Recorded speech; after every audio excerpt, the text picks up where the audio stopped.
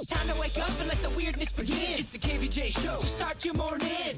Kevin is the host, and his skin pigment is whiter than Casper the Ghost. Virginia sounds like this. Nickname Vicious Beast, so don't get her pissed. Jason talks like a spaz, and he'll have to talk about Bigfoot and stats. So get ready, here we go. You're listening to 97.9 with the KVJ Show. Alrighty, hello and welcome to the KVJ Show. It is a nice little Tuesday here. You feeling all right today, Virginia? Feeling good. How are you feeling? Doing okay. Doing all right. Like I've woken up from my lazy weekend. It was lovely, but yeah. Hey, I was a little groggy. Just couldn't get out of it, man. It's crazy. Yeah, sometimes I find that when I lay too long, I just put myself into some kind of deep rot. So I feel like I'm waking up today. And what's the happy medium? I don't know. That's what I'm still trying to find. Everything's about balance, right? Struggle. Everything's about struggle. You can go way too hard, and I found out you can go way too soft. Damn it. So I don't know what the answer is. But I feel a little bit better today. How you doing, Bird? I feel capital. Okay, that's good. Yes. I like it. Is it a new word you're working into the vernacular? It's an old-time cowboy type of term. Capital is? Yeah. Did you get that from watching Tombstone or something? I did. Very good. Okay. I feel capital. Okay. He's been delving into the movies. Well, I got a lot of stuff to get to here on this KVJ show. I know the kid's going to be very excited. Boy, one kid that sounded almost as groggy as I did yesterday is the kid who won our Camp KVJ. Got to get him up at 7:30, and they don't like waking up early in the summers.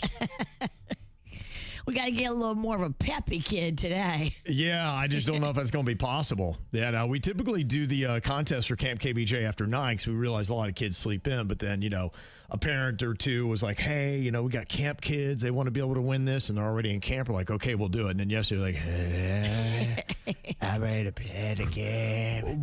What was that bit where you used to wake the kids up by either throwing water on them or having the parents go in there with pots and pans and starting to beat on them? It was just kind of fun, yeah. Let's bring that back. Yeah. I think we do that typically for what was the first day of school, I think it was. That's just to kind of give them a rude awakening back into it. I think 4th of July, one year, we played firecrackers in a metal trash can. Yeah, that sounds like our MO. That sounds like us. Although that would work for adult or kid. You could do that to an adult, and they would be pissed. They would poop themselves. Yes. Oh, that's what kids do, right? I did that to my brother. That's right. I lit fireworks in, I think, a lunchbox. One of those metal ones. Oh, that's just not fun for the kids, is it? No, but it was good, clean fun for my family. Your family loved it. Everybody else, not so much. Well, today on the show, not only at about 7:30 will we give you the old Camp KVJ that we're going to be hooking you up with. That'll be some fun stuff. We've also got some tickets for you to come join us this Saturday as Jbird tries to strike out Major League Baseball star Logan Morrison. That's going to be at Roger Dean Stadium before the big game that they got going on. I had a real tough outing yesterday. Oh, you did? Oh, yeah.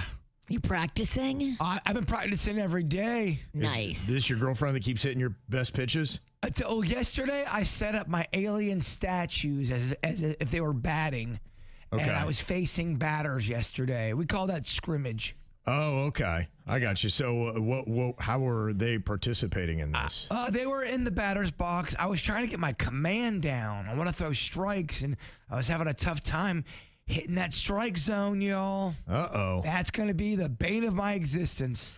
Yeah, I was going to say that doesn't bode well for trying to strike him out, but maybe it'll just all come together at the last minute, you're hoping? I'm working on that new pitch, the snake sizzle, and I'm hoping that's going to help me. Who's the ump? Well, the way they do it, there is a contraption in the back. And if you hit that pitch, or if you throw the pitch and you hit that contraption, that's considered a strike. If you miss it, it's a ball. Gotcha. So you really don't need an umpire. Although I wouldn't mind having one just for fun. It's a good idea to have, yeah. I want one like the Savannah Bananas got, one that like breaks it down and booty shakes. But you really don't need one for wiffle ball. Yeah, luckily it's just going to be that plate. So if it hits it, strike. If it doesn't, ball. But you could have an umpire show the audience if it is a strike. He could go, strike one. Yeah, it'd be good for the dramatic effect. Yeah, that could be cool. Okay, so we might need to recruit an umpire then. Denny's is going to be dressed as a praying mantis. I do have an umpire outfit we can loan to like David. Okay, Our boss. he's not able to make it. Oh, he's not. No, unfortunately, yeah. So he was kind of letting us know on our weekly call that we do. He was like, yeah, can't make it. Yeah. Where's he going to be? What's more important than this? You got to start making the call, Virginia. You never show up. That's where you get all this great information. Sorry, I was at Father's Day dinner. Your call was on Father's Day. Show never stops, Virginia.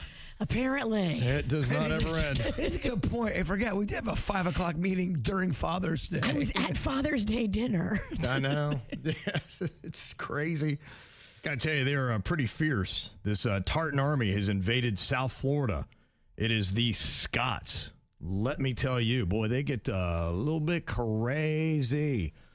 They had gone to the Marlins game last night, and, man, they were turning it up. It was kind of crazy just to see them. Here they are kind of going through Little Havana yesterday.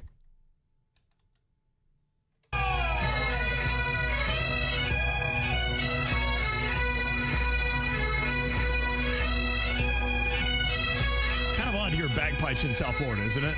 I think it slaps. It's not a usual thing. Good for them. Yeah.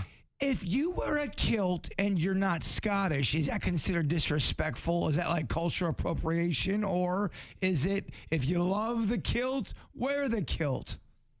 You'd have to ask somebody who's Scottish. I have no idea.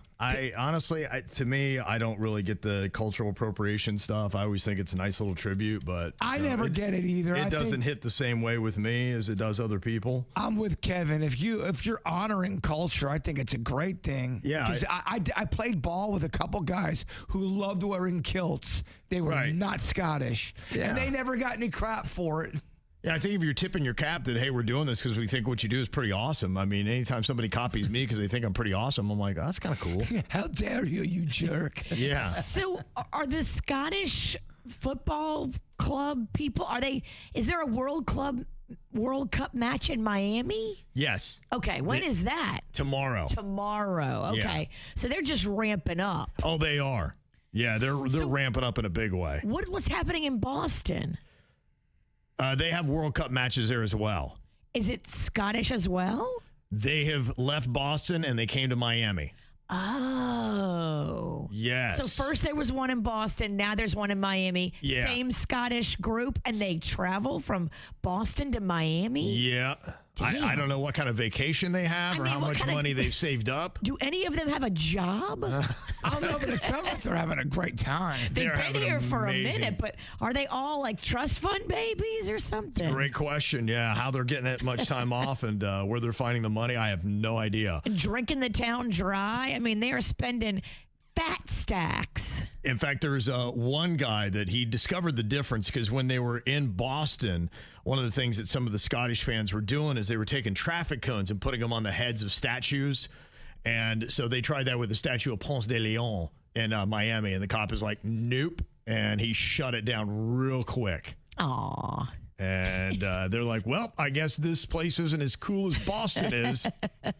Boston let it ride. Boston let it ride. No, they ain't going for that here in South Florida. But yeah, a buddy of mine, he went to the game yesterday, and here's a bit of how it sounded. The Marlins last night, they had bagpipers inside of the stadium that was going off. Now, was that the Marlins playing it? This is the Marlins were playing last night. Yeah, and so the Scots were there. They were crowd surfing. They were chanting. I mean, the Marlins had to be so happy to sell so many tickets. Oh, yeah, they were. There were so many people there. And let me say, they all had massive amounts of booze that they were drinking. So I'm sure they made some money. Plus, Marlins are playing good ball. That helps. Yeah, Marlins are playing some good ball. Yeah, they had the best record that was going into the month of June, 14-4 they had been. That's good, Virginia. Mm-hmm. Yeah. So I don't know if the Scots are good luck because they lost last night 4-3. Oh, damn. Yeah. They've been partying. Just like that. Yeah. They've been drinking too much beer. The Brazilians, they were all over Miami Beach as well. They were just on the beach with their flags and colors and screaming.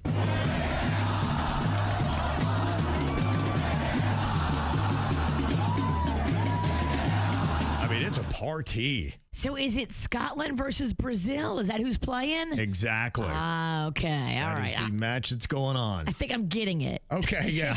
That's why we're here, slow. to help you understand what's going on with the World Cup. And how much longer does this continue? It's going to go on until middle of July. Oh, so, wow. Yeah, you've got like almost 3 more weeks left of all this stuff. And where's the final matches? It is going to be up in New York City, Okay. up there at MetLife Stadium. Nice. That's where they're doing it. So, yeah, they'll finish it in the Big Apple. That's where it all wraps up. Lionel Messi, he continues to go on and do amazing things. In fact, he has broken yet another record, which seems to be what we say every time we talk about Lionel Messi. He became the all-time FIFA World Cup leading scorer. He got his 17th and 18th goal. Wow. Against Austria last night in Dallas. Pull back here. Let's see. Messi! History in Dallas. Lionel Messi scores the goal to make him the World Cup's all-time leading scorer. Wonderful moment. That's how you score a World Cup record-setting goal. Not from the penalty spot. No. That is typical Messi. Magnificent. And he now has more goals than Miroslav Klose and more goals than any other player to play in a World Cup Finals tournament. I was watching one of his goals that he had in his first match, and somebody was saying, you know, he used to run after the ball all over the field. And then as he got a little bit older into his career, he started walking after the ball. And he's like conserving energy. And now he stands there. And the goals that he had, I think, 2 goals in the first game. He had 3 in this game.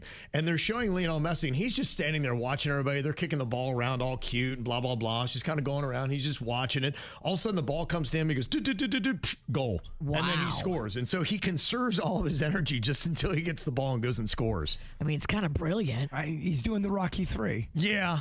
I mean, honestly, you're like going, and it's so funny because he's just a master of the game that he just sits there and watches all the other novices just kicking the ball around, getting all cute. And he's no one can judge him. Yeah, he's like, eventually it'll come my way. And when it does, then I'll just take it and go do what I do and score a goal. So, yeah, it's pretty exciting stuff. It really is kind of amazing just to see, you know, how much the U.S. is embracing and how much other countries are also embracing the U.S.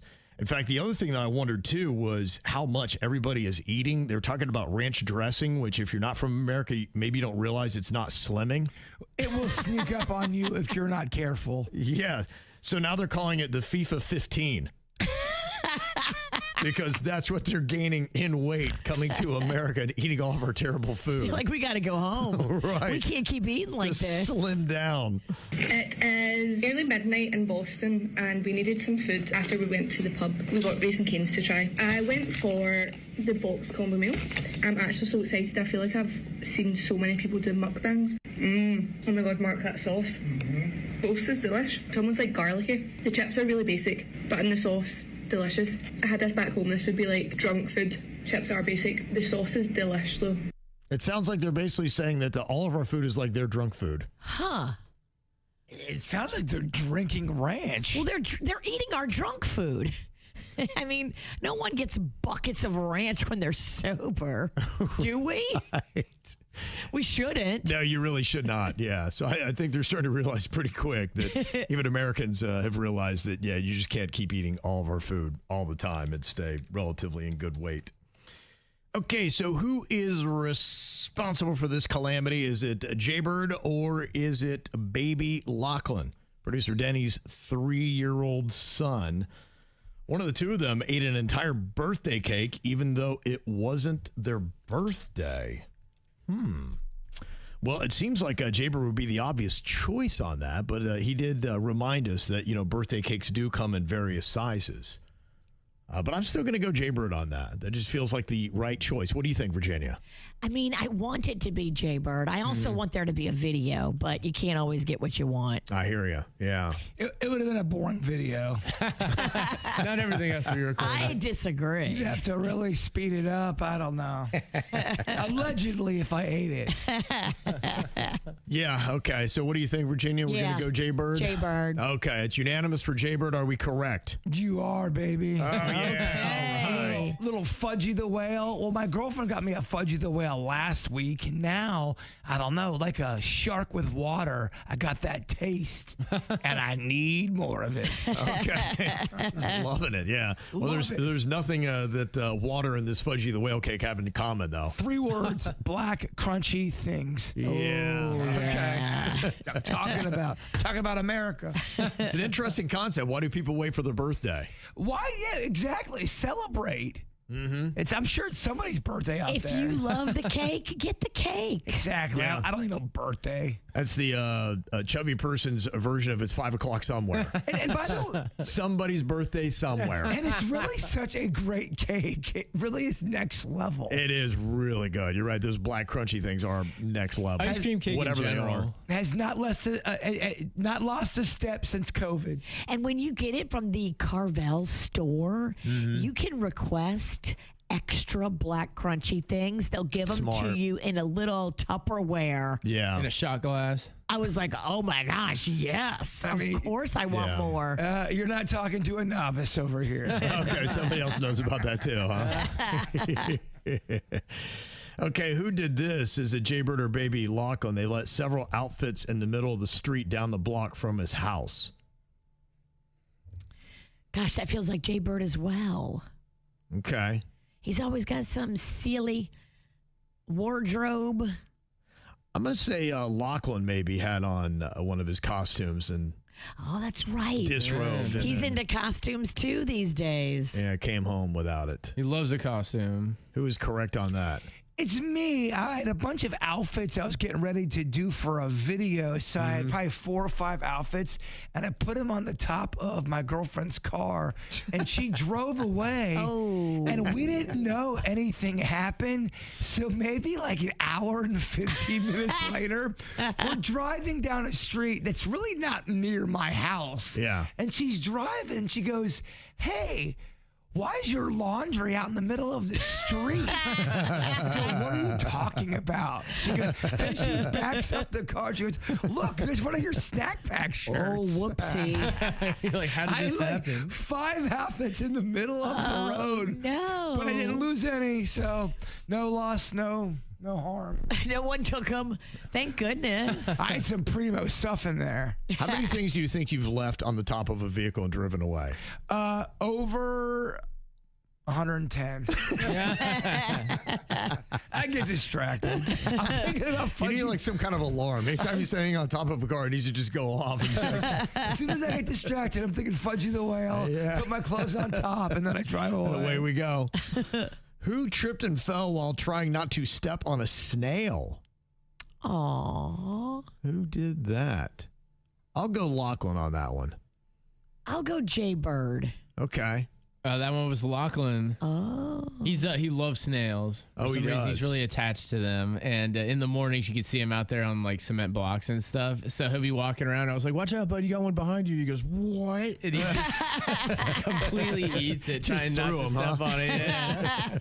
Yeah. But he's terrified of stepping on. Aw. And who was it that sprayed themselves in the face with the hose sprayer and fell back? Okay. Is that like the garden hose and he just took off Like in their the face? nozzle. Okay. I'm going to lean Jbird on that. Yeah, I hope it wasn't the baby. I've been doing a lot of stuff with these hoes. Okay, yeah. Garden variety. But that one was Lochlan. It was. Aw. Well, so we give him chores now. He waters the plants for us. In fact, we had some last night. Jen's been growing string beans. Oh. It didn't even take long. It took 2 weeks, and I mean Really? they were maybe like a 1.5 feet long.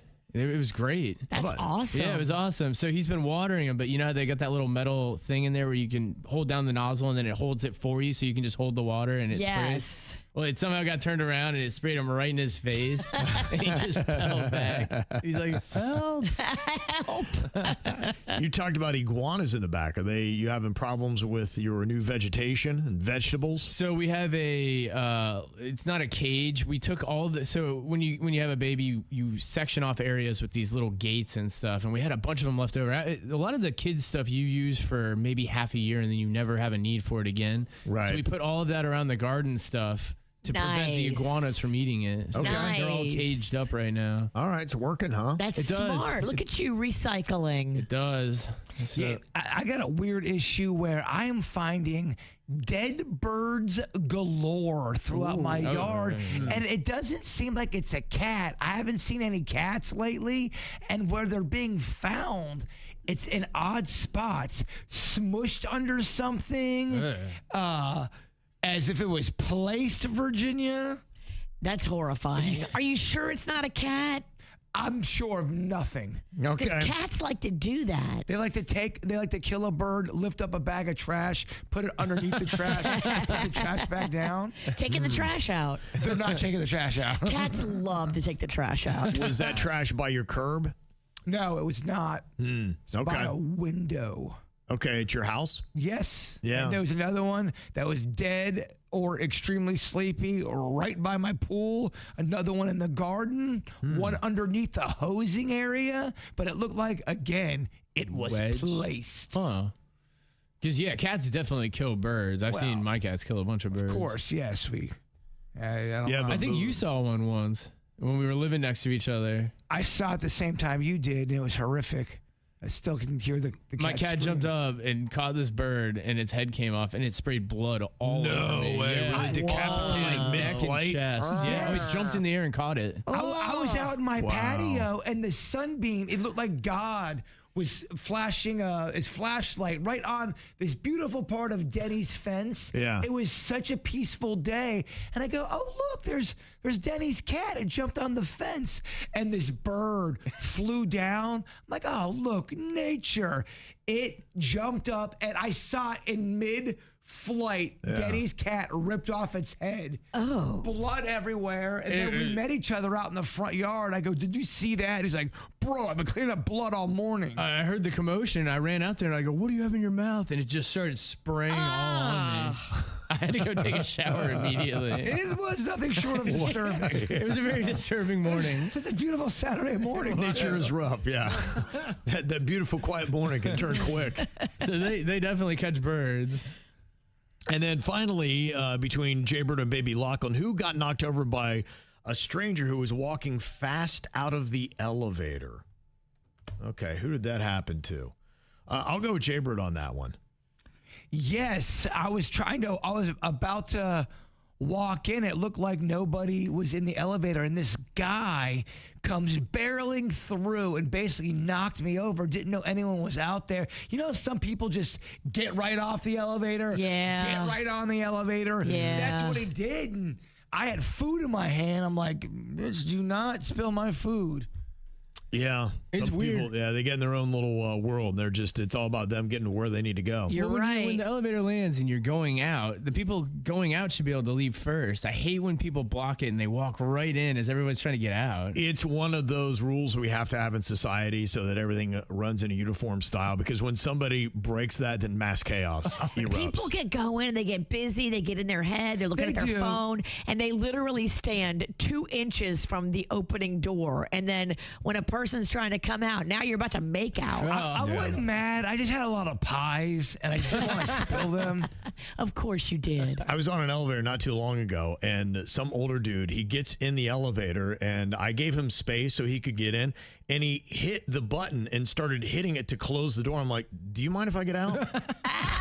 Like it was my floor. And he was like all about like I was going to have to take a ride with him because he wasn't going to take the time to let me get out of the elevator. That is ballsy. I was like, hey, do you mind if I get out? Is that He cool? didn't even notice you were there. No, I mean, I know you came right in when I could have gone out and whatever, but yeah, he's trying to quickly close the door. I'm like, yeah, I'd like to leave if I could. Did you have a lot of pies like Jbird? No, I just was by myself. Yeah, no Fudgy the Whale cake, nothing Pileless. like that. It was pileless. The pie thing's not even the worst thing. I don't know if you've ever been trapped in an elevator when someone farted farted. I have, and it scarred me. No, thank you. Did you have pies that time? No, you were with me, and we were stuck in the slowest elevator ever. If someone remember. farted on your pie, would you still eat it? Depends on who the farter was. Old man in the elevator, you've never met him. I think I'm out with the pie dog. What is the best way to come up with the name for a child? Should it be that you both have to love the name?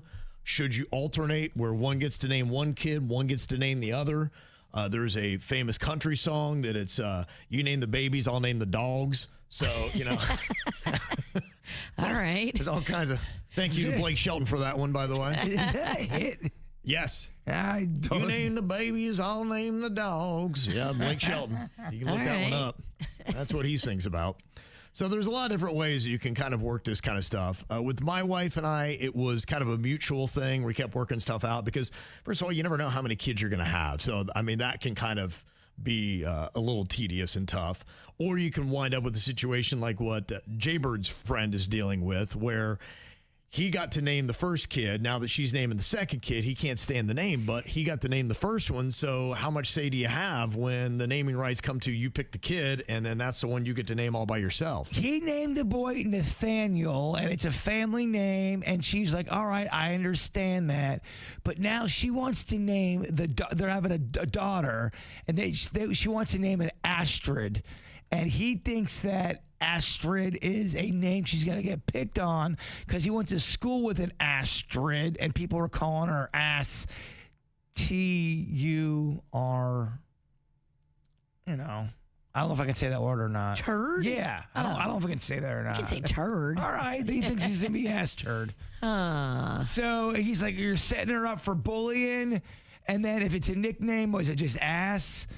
He thinks it's not a great name. She likes it because it's kind of a family name for her.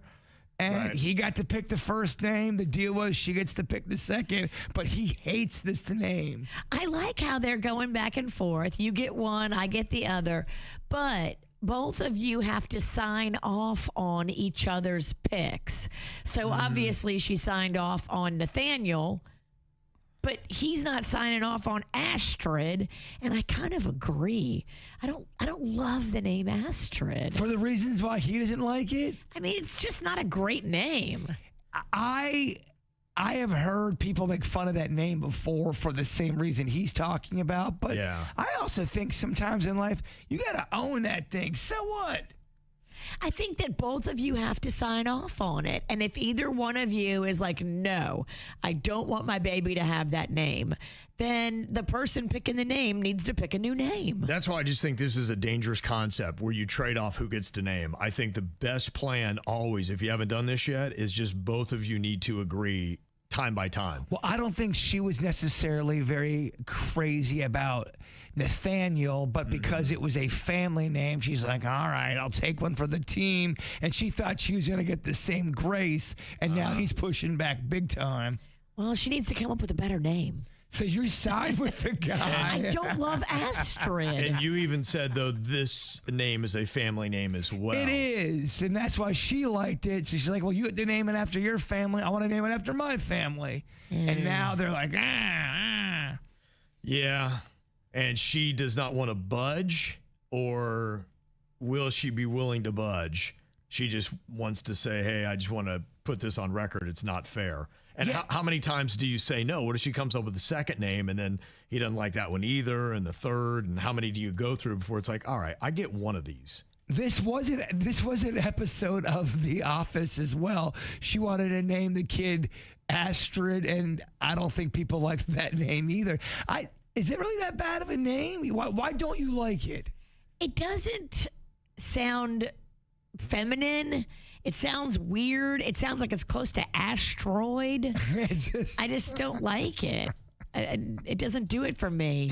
If you do shorten it up as a nickname, it's not the best nickname either. It just makes me make that face like somebody farted. Yeah.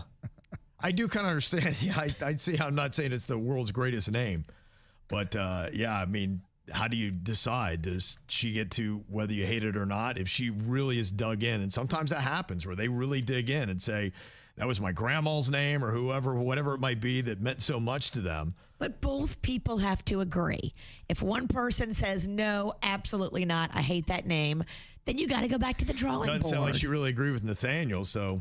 But she didn't protest enough then. Yeah, I guess so. Also, kids are just going to make fun of no matter what. I mean, there were so many Jasons in my grade, every single grade. It was the boom of Jason. So they'd have to call everybody Jason C or Jason R. And of course, I was Jason P. Oh, Jason P. He's got a P. He's peeing his pants again. I mean, they're going to find ways to make fun of you. I mean, I think we could probably get a room full of elementary school bullies in here, and we could give them any name possible, and they would use their creativity, find a way to turn it into something to mock. So I don't know if you ever have a mock-free name.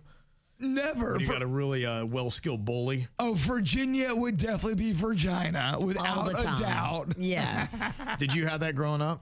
I did. I loved it. It didn't bother you? I hated it. You did. But now I don't care. Well, because you're an adult. Right now, I'm just like, yeah, I lean in. I write Virginia on my own name tag. Did it really bother you when you were a kid? It did a little bit, but again, I mean, it wasn't like... It wasn't devastating. It wasn't It's not like you couldn't go to devastating. school because people would be calling you that name all day. Yes. It's also, too, on how people do it and say it. If it's your friends just kind of clowning around, that's different. But if you have a bully going, hey, Virginia, give me your lunch, now it's a different situation. Right.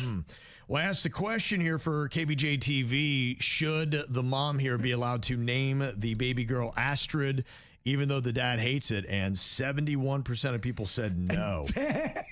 Said it's over. Sorry, you should have protested more on Nathaniel if that's the game. But you gave up on Nathaniel, so he doesn't have to give up on Astrid. Doesn't sound like people love that name. Nobody likes it. Doesn't sound like it. It's a weird name. You can do a lot with it. You can do a lot. Well, if you're going to be taking a summer vacation, I know what it might be like to go ahead and try to load the kids up. And let's say you're going to be traveling anywhere you get out of the state of Florida. You're going at least 5 to 6 hours if you're in South Florida, and that's already a lot in a road trip. You're going, oh my gosh, what are we going to do with the kids? Because then they start complaining, they get bored, and what the heck am I going to do? And I saw somebody spoofing what a road trip looked like for kids today versus in the 1990s. And this guy, he has about 20 screens in the back of this van, and they're bringing a flat screen TV in for the kid, and they got all kinds of controllers, and there's a screen on his head, there's a screen on the back of the seat, there's a screen here, there's just all this kind of stuff. And then he flashed to what it was like in the 90s, and he shows them just sitting, looking out the window, and there's 2 little beads of raindrops. And you know, with the wind, they're kind of racing across the window. He's like, come on. And then the one overtakes the other one and wins. He's like, yes. He's like, that's what it was like in the 1990s doing a road trip versus today, where you're just overstimulated and massively plugged in. That's funny. And I thought this was a good little lesson here. Something was actually said by somebody you wouldn't expect. Novak Djokovic, who's a pretty good tennis player, but a very interesting personality, was talking about raising kids and the importance of boredom.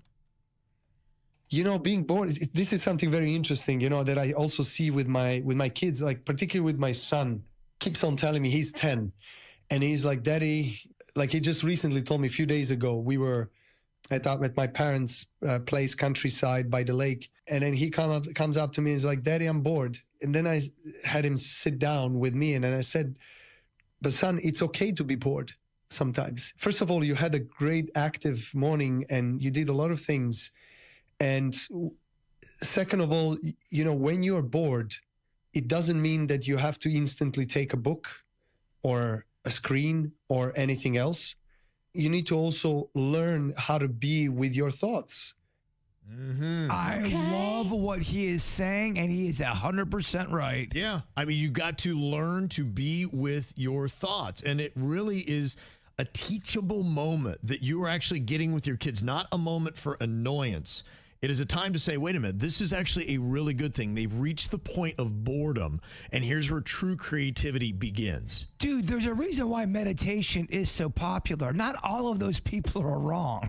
Yeah. You're quieting your thoughts. You're quieting your mind. And even though your kid necessarily isn't going to get what meditation is or maybe be able to grasp it or even do it, in a sense, it's a form of meditation for kids to just work out your thoughts, think through things, try to spark and be like, okay, wow, I've got to use my own brain to try to figure out this problem that I have called boredom. There are many forms of meditation. There's walking meditation. There's the ones you sit down and you stay quiet. But there's tons of stuff out there to really kind of center your brain. Yeah. So as you head out for these big old road trips with the kids, just don't freak out about the word boredom. Realize that when you get there, then that's when some great things can happen in your child's mind. You never said the B word around my parents. Oh, you're bored, are you? Go clean up. Yeah, we're going to kick the wheelbarrow and we're going to go clean the backyard. Well, I'm not bored. I see some Dirty dishes. You're right. what I need to do. That's a great thing to do when you're on land, no doubt. It's the KVJ Dirt of the Day. It's the KVJ Dirt of the Day. Virginia, take it away. Cause you know we need that Dirt of the Day. This Dirt of the Day is brought to you by my favorite closet people, closetsbydesign.com.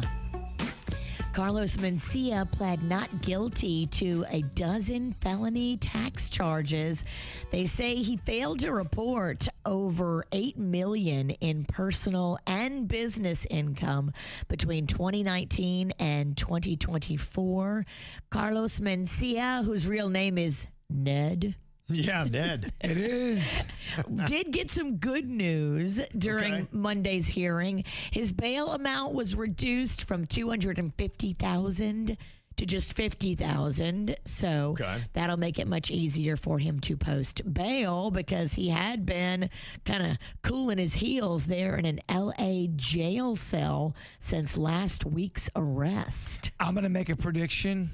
He is going to say it's not his fault. It's a big misunderstanding, and he's not going to take responsibility. Well, California's tax board says we mailed 78 notices to his business and to his home.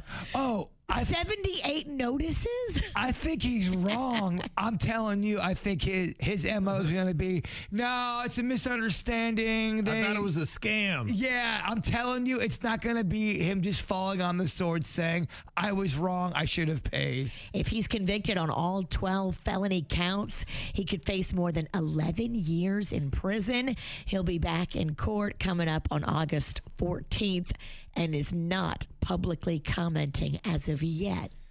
He's had a rough go at it. Yeah, that's a very rough go. Well, sad news yesterday. I don't know if you saw, but legendary record executive Clive Davis passed away at the age of 94. He had been recently hospitalized with respiratory problems. He helped to shape the careers of some of the biggest names in music, including Whitney Houston, Aretha Franklin, Alicia Keys, Barry Manilow, and so many more. Yeah, just listen to the songs that he was responsible for us getting to know. And I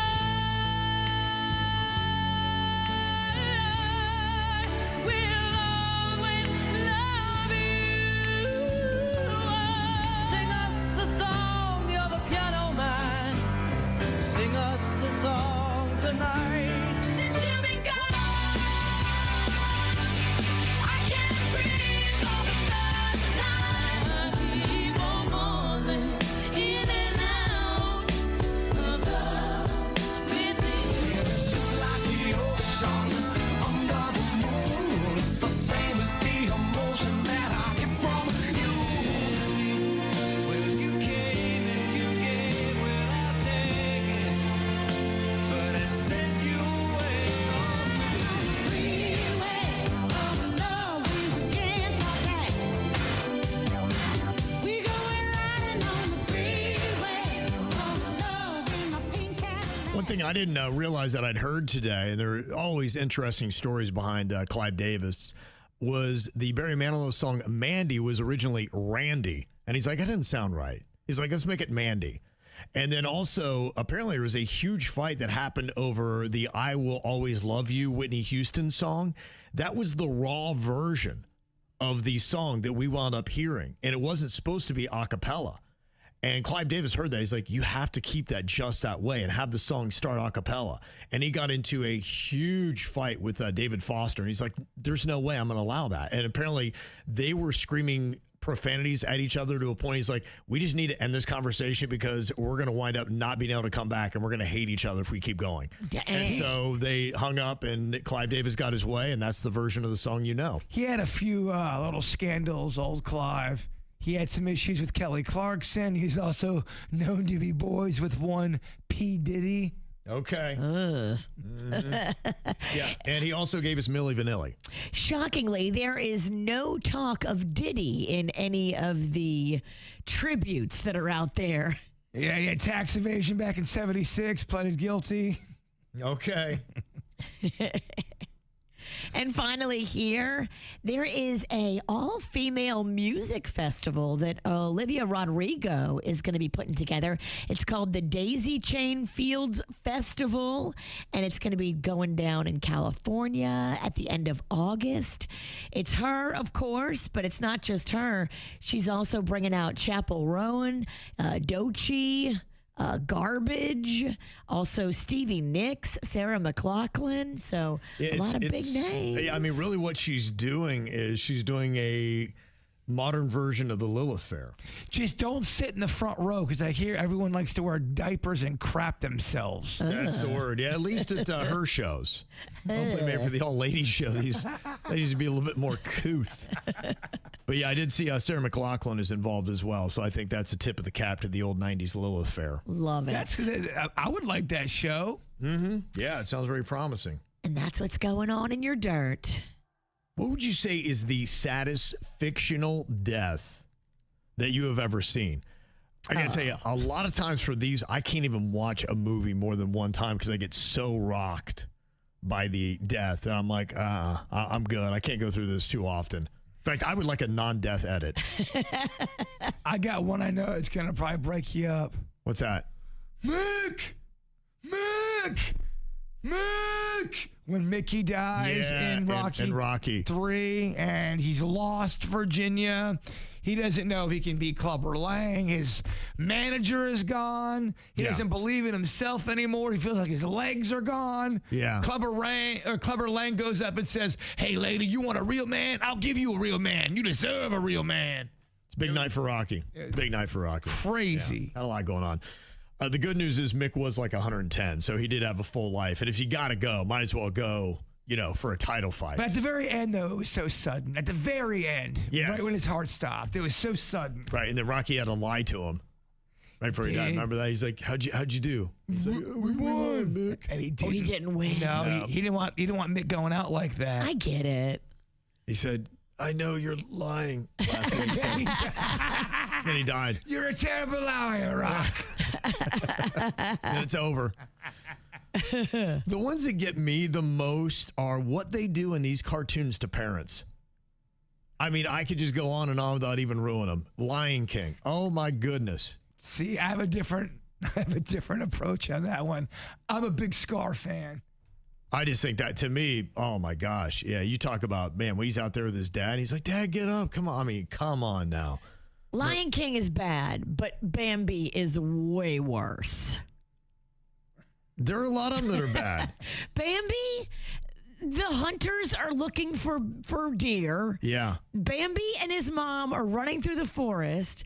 Bambi's mom says, "Faster, Bambi, faster. Don't look back. Keep running." And then she takes a bullet and dies. That is effed up. I'm not sure if everyone's going to know this movie, but I hated it because my mom and my Aunt Ann loved to watch it. It was a movie called Steel Magnolias. Oh, yeah, right. It had Dolly Parton and a bunch of people in it. And at the end, it is just a horrible, horrible death. Terrible. Yeah, there's a lot that are like that. Now, some of the ones that people will list, if you look through them, some people had said, for instance, Jack Dawson in Titanic. Whatever, it's comical. She's a murderer. She let him die. Yeah, there was plenty of room. She could have let him live. The blood is on her hands. There's one in The Never-Ending Story. Oh, I know gets people a lot. That one is rough. Yeah, that's a rough one for a lot of people. The Land Before Time. Poor old Littlefoot. That's a tough one. I even say, too, like I said, back to the ones about the animated ones, poor old Nemo.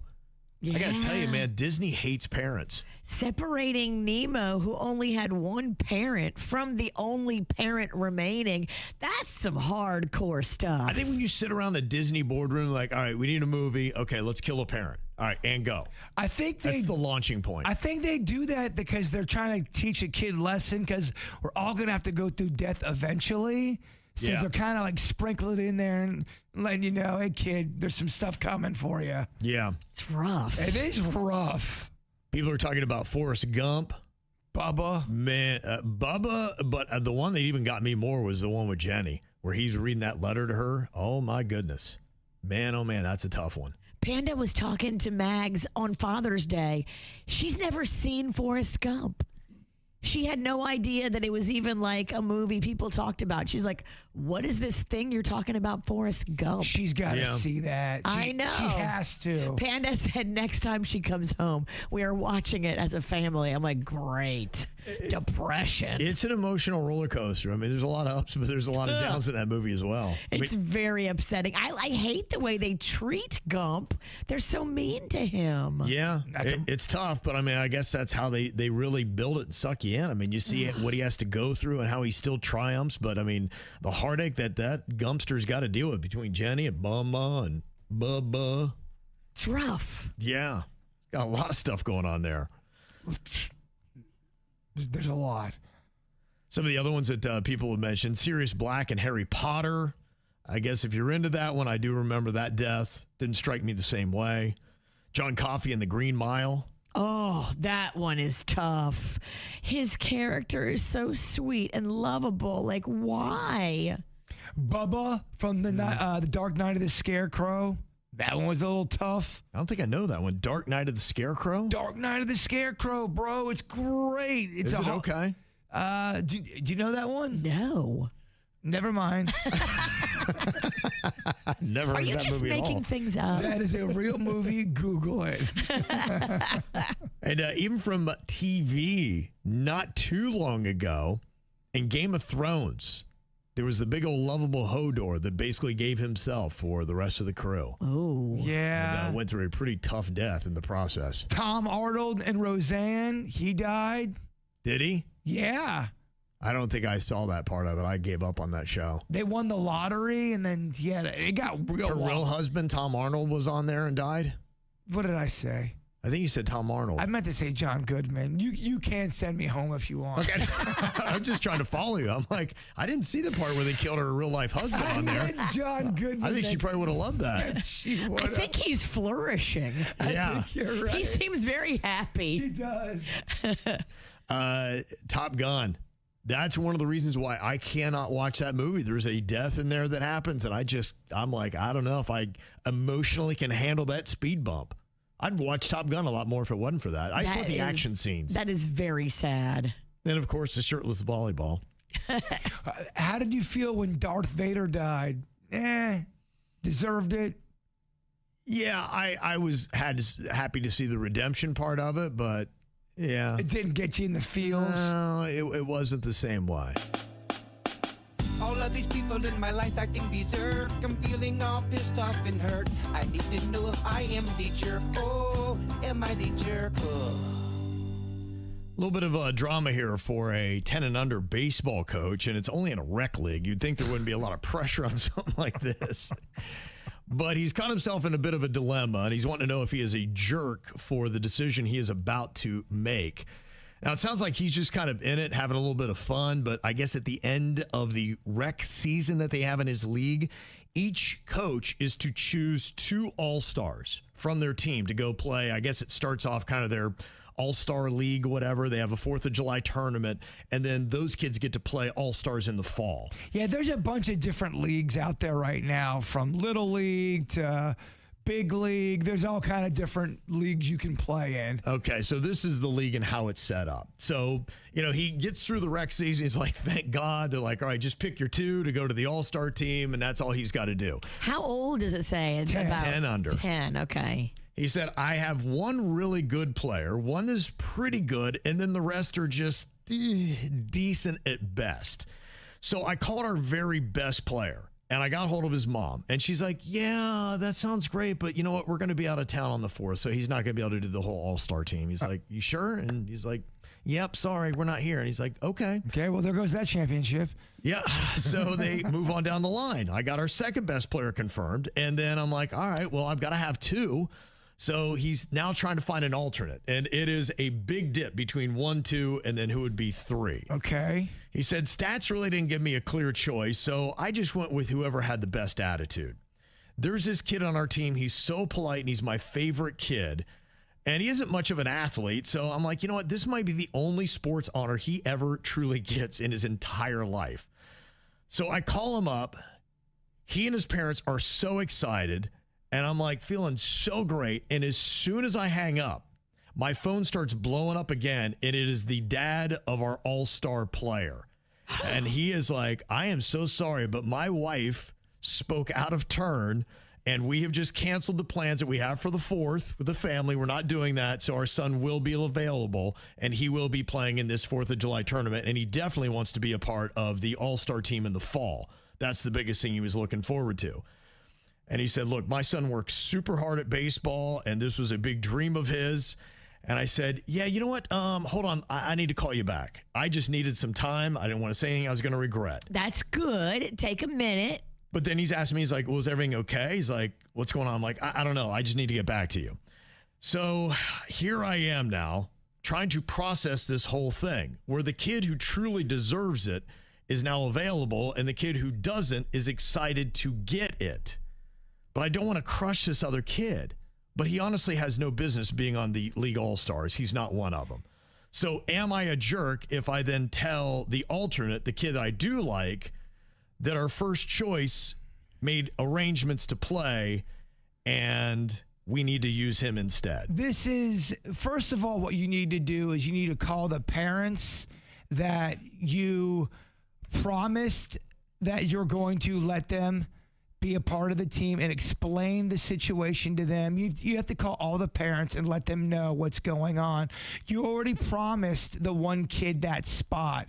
Now, the mom of the one kid said he can't do it. Yeah. So that already changed the whole thing. You already got the one kid in there, and you already said the stats weren't that different anyway. No, he's saying between all the alternates. The stats are radically different between the first player that can do it, and then the kid that he wound up choosing. choosing. You said that there was really one superstar, and the second kid was all right. Second kid's pretty good, and he said there was a huge drop-off between number 2 and number 3, and this is who he chose to be number 3. So number 2's already in. The really good kid is the kid that wants back in. Look, all you have to do is go, hey, your wife said your kid cannot play. We already made arrangements. This is stuff that I had to get in with the league. Unfortunately, because of a time situation, I have to bring the other kid. Now, what you could do is you could bring all 3 kids. Now, the one kid can't maybe get on the bench, but they can go and support. They can wear their team uniform and still be a part of it. But you can't take away something that you've already given, especially when the mom's the one that made the mistake. Yeah. I mean, I know what that stuff is. There's times where you need a name, you have to submit that name. There's paperwork that goes in there, and you only have so much time to get that in there. Fortunately, I don't think the second kid that's the best, I don't think he gets to go, unfortunately, because you already promised it to the other kid. So the second best kid, kick him out, or the third best kid? The kid you promised to has to go. Okay. The mom blew it. She blew it. So even though her son is the best player, he doesn't get to go. And they're 10. They're going to survive this. I think what it is the dad is most looking forward to the whole fall all-star season that happens. Get your house in order, bruh. Yeah. Don't have your wife on a separate page from you, because when she spoke for your whole family. Yeah. Guess what? I wanted to play third base for the Atlanta Braves. Didn't work out for me. That's life. Yeah. The mom already said the kid can't do it. Then the coach went to the next player, got all of that arranged, and that's the way the coach needs to do it. And again, they're 10. I think probably the what you might be able to do is talk to the league and say, hey, here's a little bit of what happened. They've probably seen something like it before. because I don't think you want to penalize the absolute best player, especially from playing in the fall league and saying, hey, can we make some kind of exemption or exception and let this kid at least maybe play? The kid that's got the good attitude but doesn't have the stats and doesn't belong on the All-Star team, can he at least play the tournament that's going on for 4th of July maybe and see what happens with that? They're not going to do that because it's very strict when it comes to how many players you can have. It's a whole thing. There's birth certificates. There's whole thing. Yeah. And I just tell probably the dad of the first kid, go to a different league. Honestly, I mean, kids do that all the time. And if you want your kid to really play and be on an all-star team and they, shut it down and you don't have that opportunity, you're going to miss the whole fall, then, yeah, you probably just need to go to another league. The coach did nothing wrong. Yeah, he was trying to be a good guy. It would be one thing if this was a Division I baseball league. That's different. Yeah. It's 10. Yeah. Well, 67% of people say you should give it to the kid with the good attitude. So that's where they think you should go, and you should just go ahead and stand by only it. because you promised it. You can't penalize that kid. It's not that kid's fault. You cannot. No, you can't take that away from him. Well, yeah, and you're not even giving it to him because he's got the good attitude. He was next in line. Mm-hmm. Yeah. So, yeah, I would go on ahead and make sure that kid is in and explain it and see what you can work out with the league, because they may recognize saying, yeah, this kid deserves to be an all-star. Unfortunately, they had miscommunication in the family. And there's also things you can do to make the other kid who feels left out. You can make him feel special. You can. There's things you can do. Free ice cream does a lot. It does, but ice cream's for hitters. That's true. We do know that. So can you actually get a police escort to beat South Florida traffic if you are so inclined and wealthy enough? Well, the question and the answer is probably. Somebody actually saw this happening on I-95. It looked like it was just a little bit north of downtown Miami, and they saw what was a pink Rolls Royce with a cop car in front and a cop car behind, and they were kind of weaving in and out and taking them right through traffic. Ooh, I wonder who was in that Rolls Royce. That's what the question was. They're like, does anybody know who would be in a pink Rolls Royce? I mean, in Miami, it could be about anybody. Was it Barbie? Honestly. Who knows? Who knows? I mean, there's a lot of celebrities that use the pink thing. Totally. My daughter said she saw Paris Hilton's plane the other day, and it's pink, and it says Paris XOXO oh my gosh, on the tail. That's so hot. That's hot. And it's pink with white lettering. I think we can just get sued. I think we both said that's hot 3 times. She probably would sue you. She got somebody for that. So there are things that happen. There's always celebrities that happen in South Florida. In fact, I had seen a video that somebody had gotten a police escort when they went to F1 at Hard Rock Stadium. And sure enough, the lights, and it was kind of taking them around the berms, and it looked like they were getting there a little bit faster because they had the police escort. Wow. Yeah.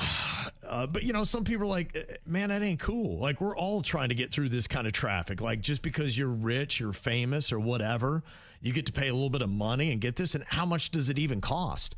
Look into the cost. It's not insane.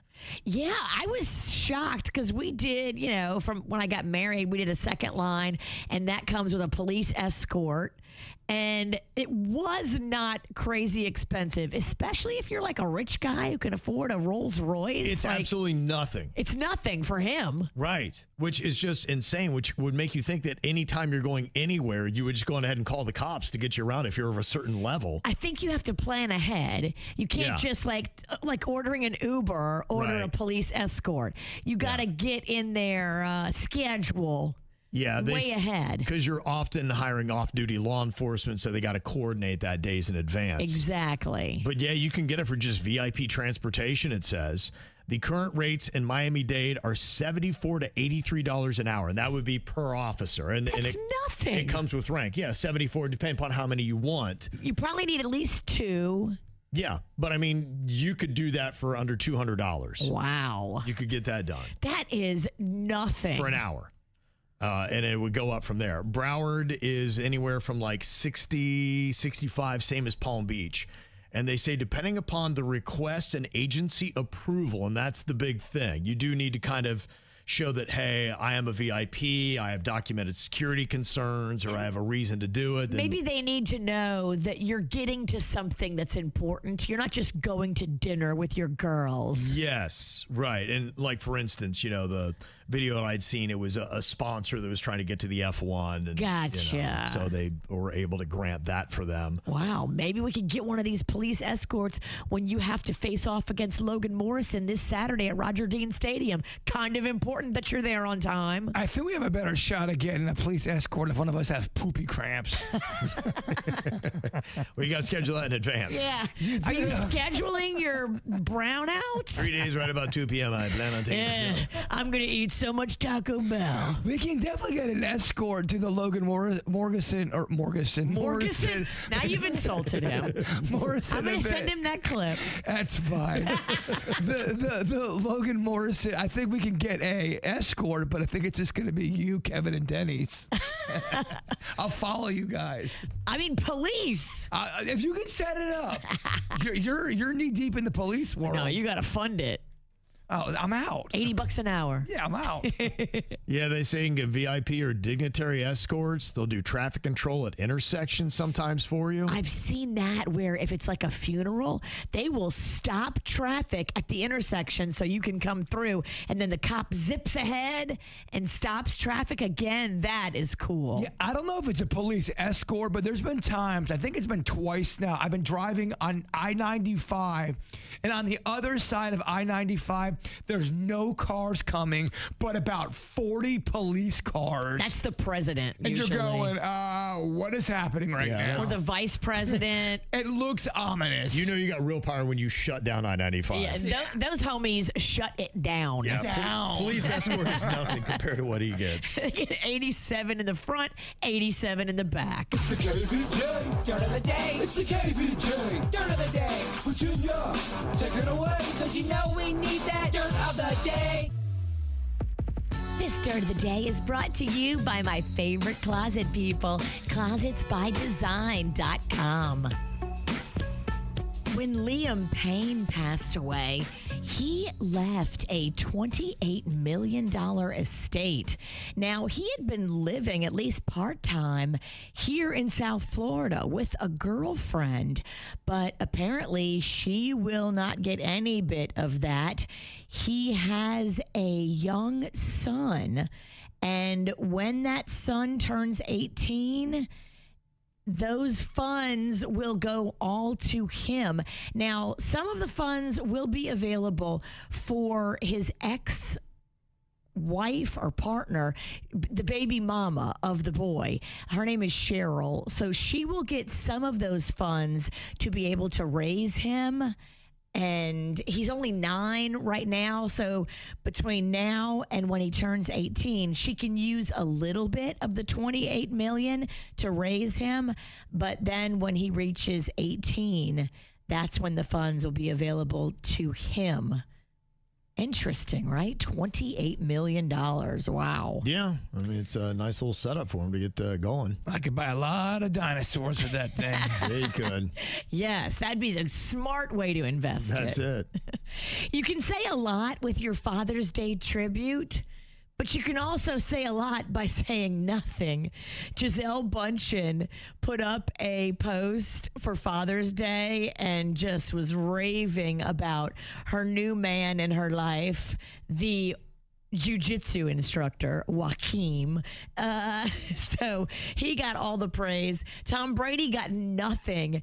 And it should be noted that back on Mother's Day, he put up a post praising her, but she was like, nah, not gonna do it.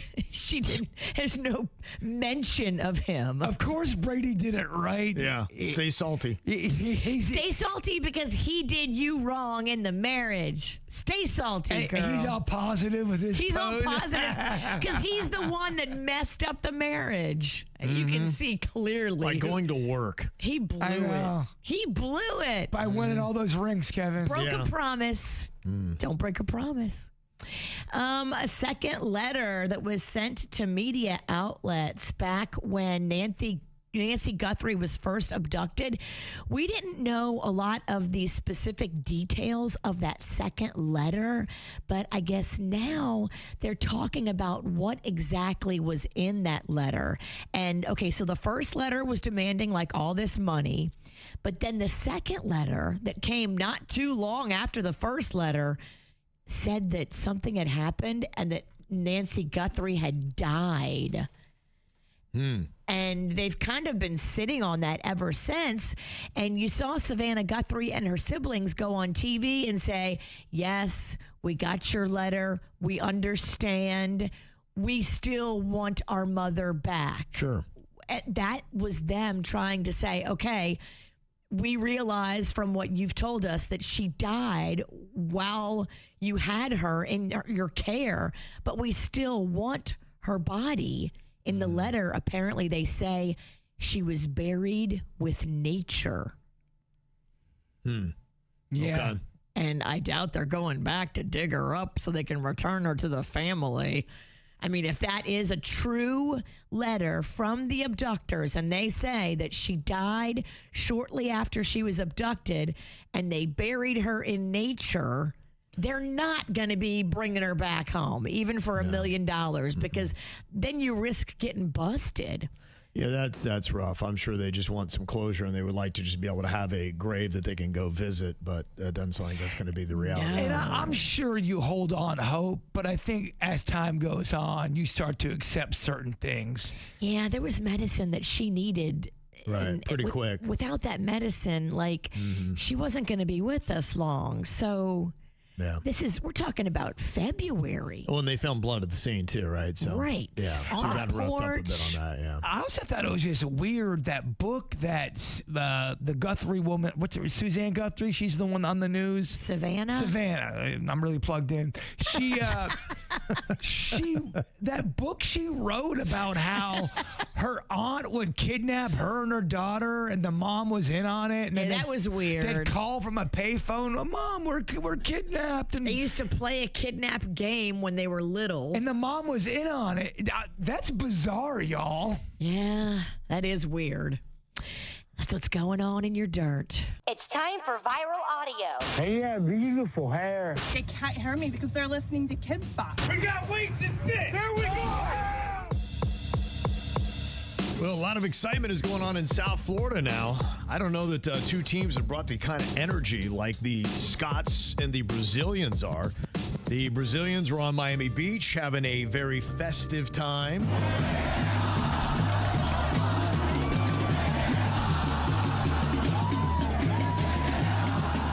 They are partying right there in the waves, and the Tartan Army took off walking from Little Havana, hundreds of them yesterday. We're going through with the sound you don't normally hear in Little Havana.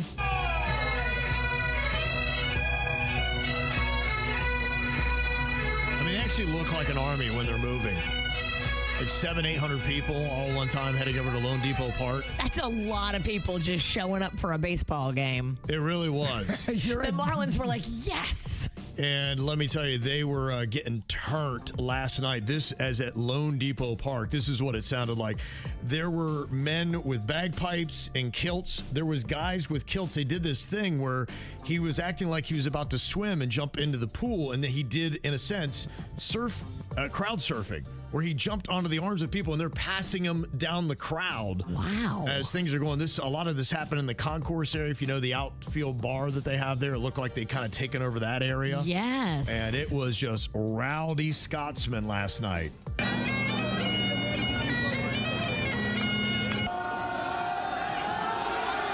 That's the surfing right there.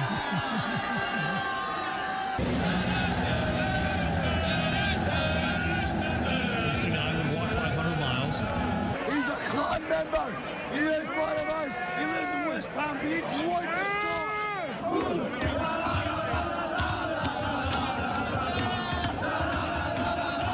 That's pretty much what it was like all night long. Did he yell, he's a Klan member? He's one of us? Yes, he did. Klan means something different here. It Maybe does. don't yell that. That's it. Well, they don't know. They're from Scotland. To them, clan is family, and that's what it's all about. Pull them aside. Yeah. Don't say Klan, bro. Yeah, they were here in the 50s and 60s. So, yeah, they don't know. But that's a little bit of what that sounded like. Lionel Messi, he's doing amazing stuff. He actually set a record, got 2 more goals for Argentina last night. Pretty unreal what he's doing there. Pull back here. Let's hear it. Messi! History in Dallas. Lionel Messi scores the goal to make him the World Cup's all-time Cup record-setting goal, not from the penalty spot. No. That is typical Messi. Magnificent. And he now has more goals than Miroslav Klose and more goals than any other player to play in a World Cup Finals tournament. Got 17 and 18 against Austria, and his team wins 2-0 off of his 2 goals. I can't say enough about soccer announcers. Everyone you play I know, me, right? I'm going, yes, get it done. Yeah. I love it. Exciting stuff.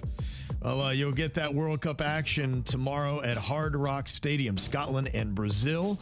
And then coming up on Saturday, probably going to be pretty lively, too, as the Colombians are going to be in town taking on Portugal.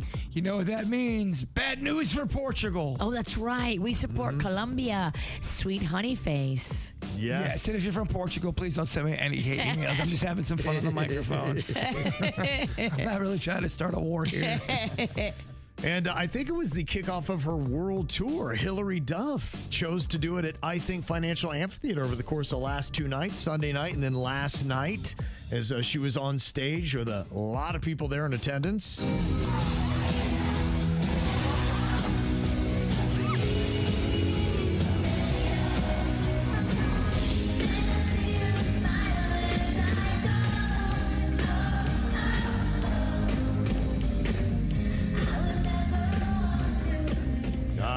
What's up with Duff? All of a sudden, I'm hearing Duff here, Duff there, Duff everywhere. It's called a comeback. I guess so. This is the Duff comeback era. In your face, the Duff is back. Yeah, I don't know that she's toured to this level for, 10, 15 years? More than that, yeah. Maybe even longer. Only story I heard about Duff in the last 3 years was she's in a toxic mom group.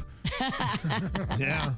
Now she's a toxic mom on tour. Listen up, y'all, cause here's the sitch. It's time for another round of do it, bitch. Do it, bitch. Do it, bitch. Do it, bitch. Do it, bitch. Do it. Do it. Do it, bitch. Do it, bitch. Team Full Throttle, myself and Bird going up against Virginia and Denny's here today.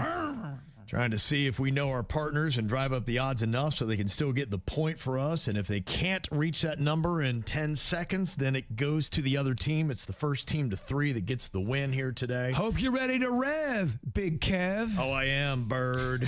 Come on, baby. Come on, baby. Hope you're ready to chug, Denny's, you big lug. Glug, glug, glug. Team Full Bottle. Team Full Throttle. It's the bottle versus the throttle. The bottle versus the The throttle. drunks versus the drivers. Don't do both. Always take an Uber. Never do both. Okay, so our gamblers are Jbird and Denny's. The responders are myself and Virginia. I'm paired with Jbird. And the first topic that we have here is Gatorade flavors. Oh, my gosh. Okay. How many of those can I name in 10 seconds? Jbird.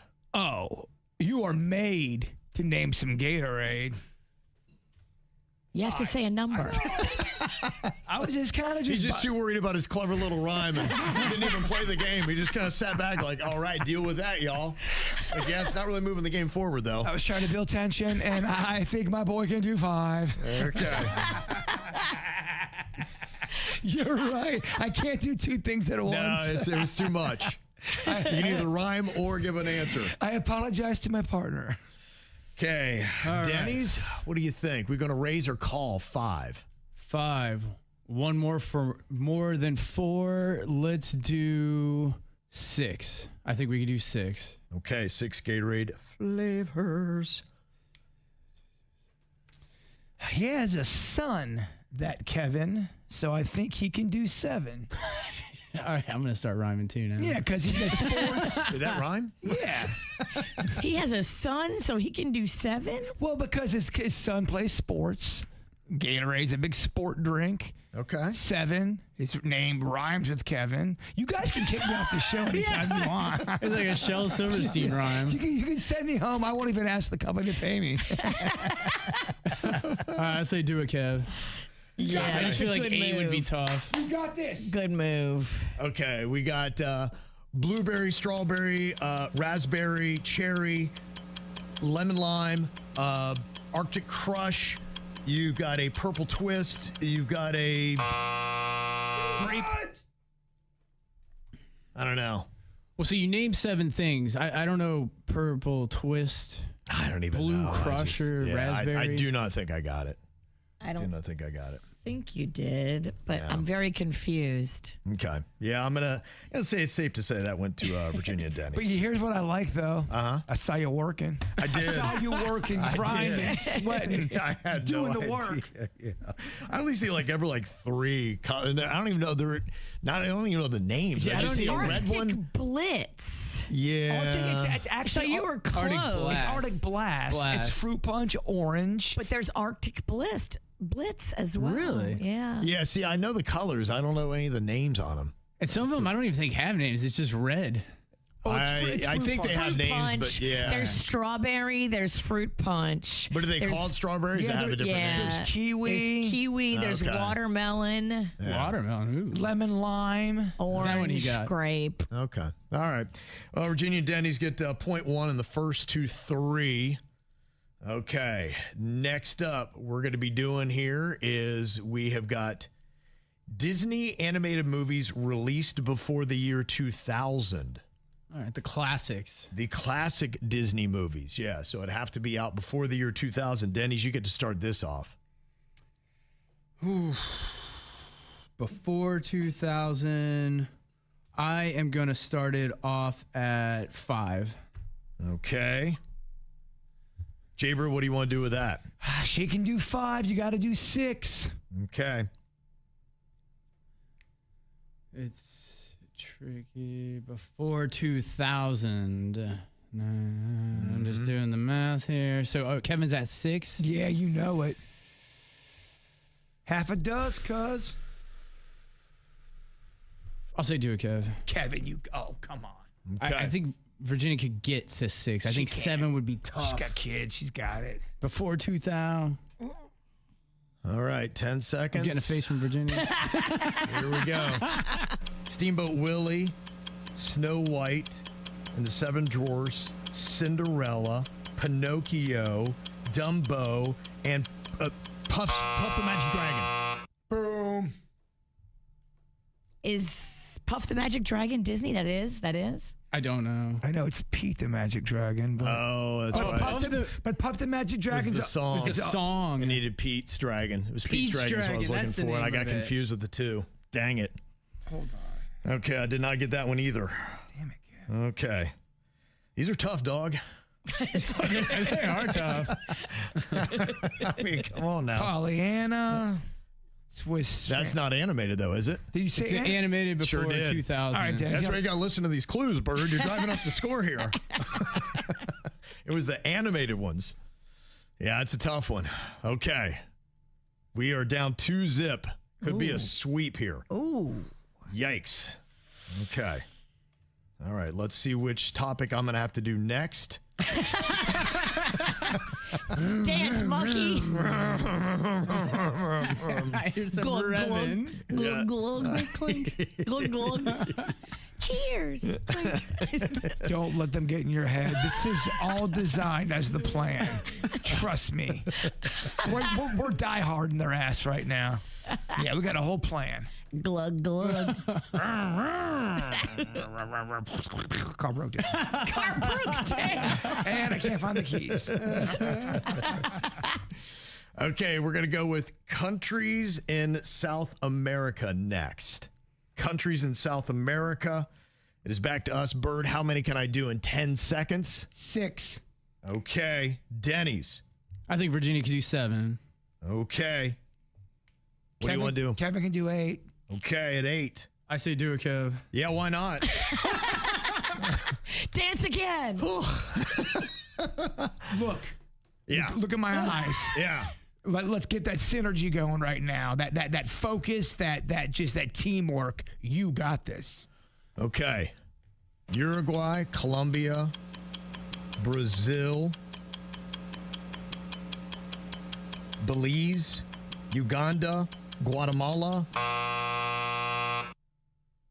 I mean, that's. No, I didn't get to 8.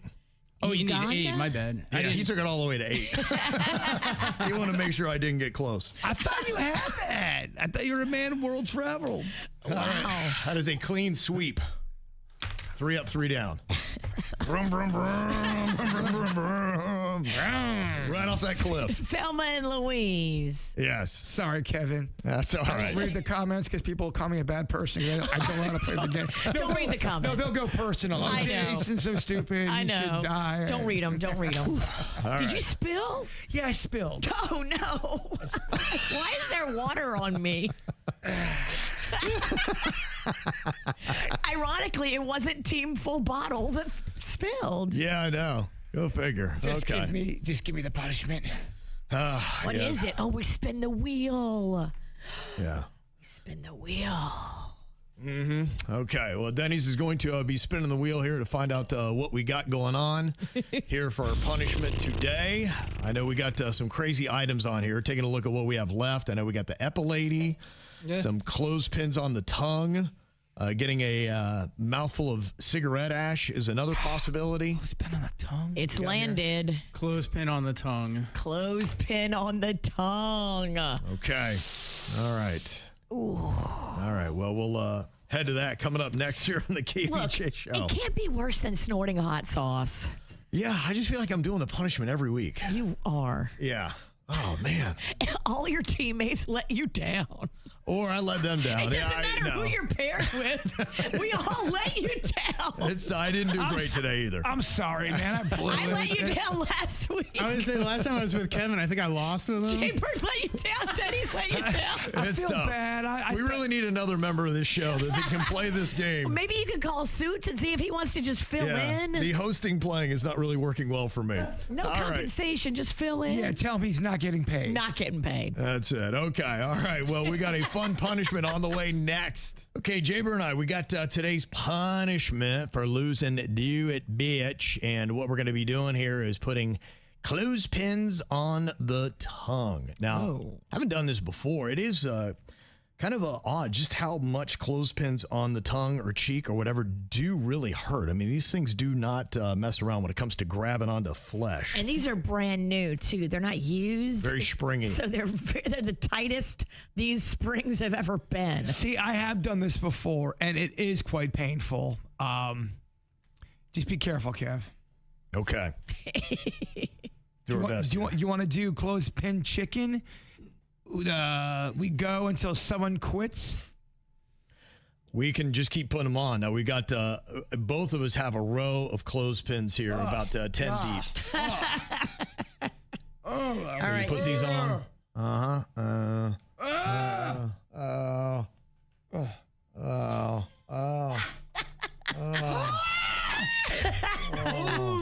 How's it feel?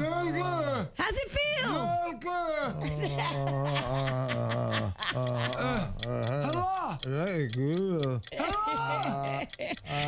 The pain is real. Team Full Throttle. I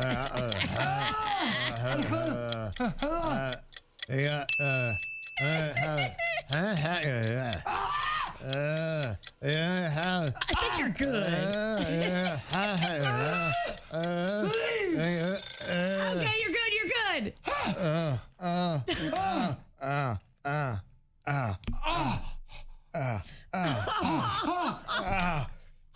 Oh, man. The drooling you get from that. Buckets of drool. Oh, wow. I make sure eyes water. If anyone's like, oh, that was weak, they can kiss my ass. Seriously, they can. Yes. So, yeah. That was not weak. Sorry there. Yeah. You So were unfortunately, both I was trying to talk. You're so brave. Yeah, so cool. You're entertaining and you're brave. Look at you. Does that have blood on It it? has blood. Oh Yeah. my God. It's like bee stings.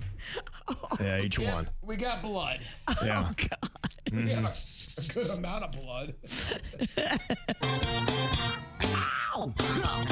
There's a lot of dumbass criminals to talk about, baby.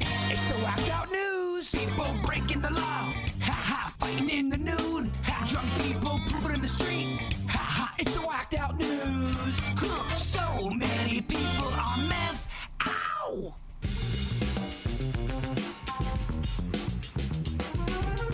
Well, they're getting some more information back on the Surfside condo collapse. Can you believe that was about 5 years ago now? Wow. Wow. I know. Isn't it crazy how time flies on these stories? You're like, wow, I remember like it feels like it was 5 weeks ago. Kind of made you freaked out staying in a building, didn't it? Well, it's one of those stories that I think is radically, changing South Florida and how they look at some of these aging condo towers, because it really put a lot of them in the crosshairs. And it's been a big decision for a lot of people living in some of these older complexes. Do I double down and try to pay for the repairs? How much could I be on the hook for? Those in the assessments future? are no joke. Exactly. So, I'm sure a lot of people have decided to move out of their condos that are older and saying, yeah, this could, be a money pit in the future. And now they're saying that they were starting to see some signs that were happening with the Champlain Towers there in Surfside. They say about 3 weeks before the final disaster, you could see initial failures already starting.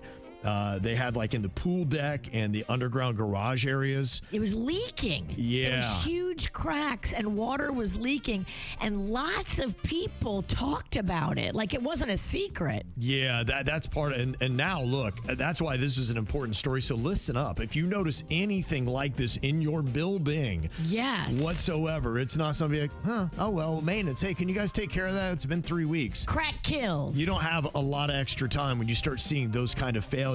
It's not a waterfall. No, it's not something to just go, oh, well, it's a tiny crack.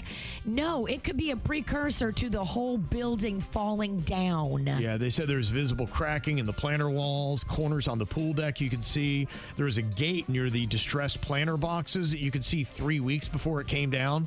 That had dropped and became jammed because the supporting structure was failing. Oh, all these my. things should have been telltale signs. And also, too, it's a note to have staff at that building that can recognize these kind of signs to say, hey, we've got some.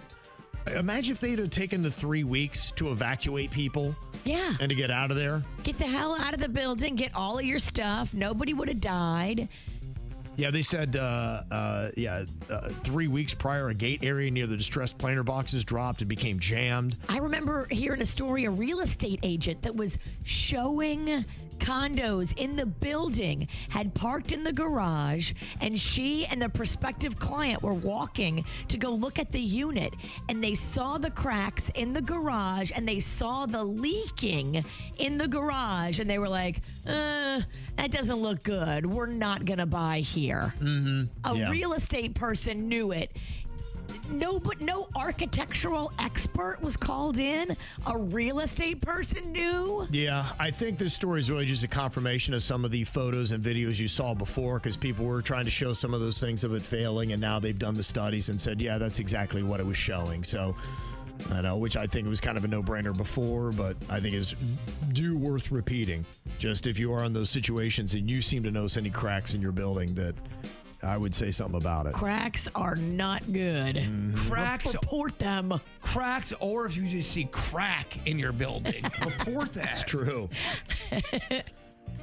Did you hear the story that George Pino, that he's the Florida real estate developer that was charged with manslaughter and vessel homicide, the 2022 boat crash that had happened? Yeah. Did he blow after this crash? They had said there was, now they pointed to evidence of alcohol on board. I think somebody had said maybe he had 2 beers, but I don't know of any kind of blood test or anything like that had happened. It doesn't state anything here in the story I have. I was kind of surprised that they found him not guilty, because he was obviously recklessly driving and didn't know where the channel was and wrecked. And a young girl died. Another girl is like seriously messed up for life from her injuries physically and neurologically. And they found him not guilty. Yeah. So, I mean, he was putting on a show, y'all. He was crying in court, emotional and apologetic, and apparently said all the right things for the jury. Yeah, I think they did have a settlement that happened outside at the courts. I don't know what that was. So he paid out to the family, but they wanted him to do jail time. Sounds like it, yeah. Interesting. Did you see the footage that happened, the chaos at Port Miami? There was a Carnival Conquest cruise that had happened. They've had a couple of these now. I think this is at least the second fight I've seen probably in the last month or two. I've seen him on the boat, and now this one was in the port. Yeah. When people are just trying to go through like TSA. It was in the customs area. And they said it broke out because it involved a child. Oh, no. Yikes. Yeah, I mean, it was just, man, that was a old school melee. It was. Yeah, that was quite chaotic. Well, they say Homestead did a little bust there, and what they found was some of these drug-laced chips, and they looked just like Doritos and stuff like that. And they said this is the problem because even adults, you could not tell if the Dorito you're eating was actually laced with some marijuana or CBD and stuff like that. Yeah, this is part of the story of what they found. 70 pounds of weed, nearly 1,000 vape pens, and fake brand name snacks laced with high doses of THC. It's the same logo, the same font, the same colors. Confiscated after a major undercover bust in Homestead. This video taken by police. We're getting an inside look.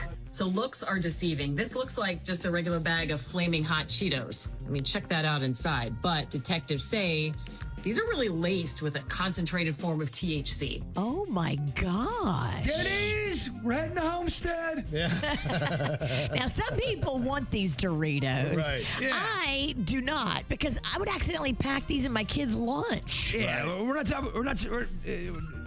Get the But- kids out and not involved out. You see the problem. I mean, somebody's going to have these in their house. A kid is not going to know that it's not Doritos or Cheetos. They're going to go to eat it and get really sick. Mm-hmm. Yep. It looks just like a regular bag of Cheetos. Yeah, that's why they're alerting people. So keep an eye out on that. Just make sure you know where your Doritos come from. Don't buy no black market Cheetos. Some of the edibles they come up with now, you're going, whoa, this tastes like a Fruity Pebbles breakfast bar. Yeah, they say Border Patrol in New York sees more than 1,600 pounds of marijuana labeled as chocolate. Wow. Mm-hmm. Yes.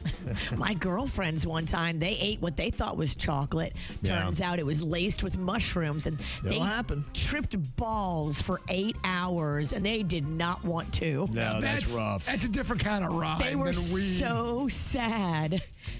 There were 2 suspects in Kentucky that are now facing felony drug charges. Deputies searched their car. They found a bag that said, definitely not a bag full of drugs.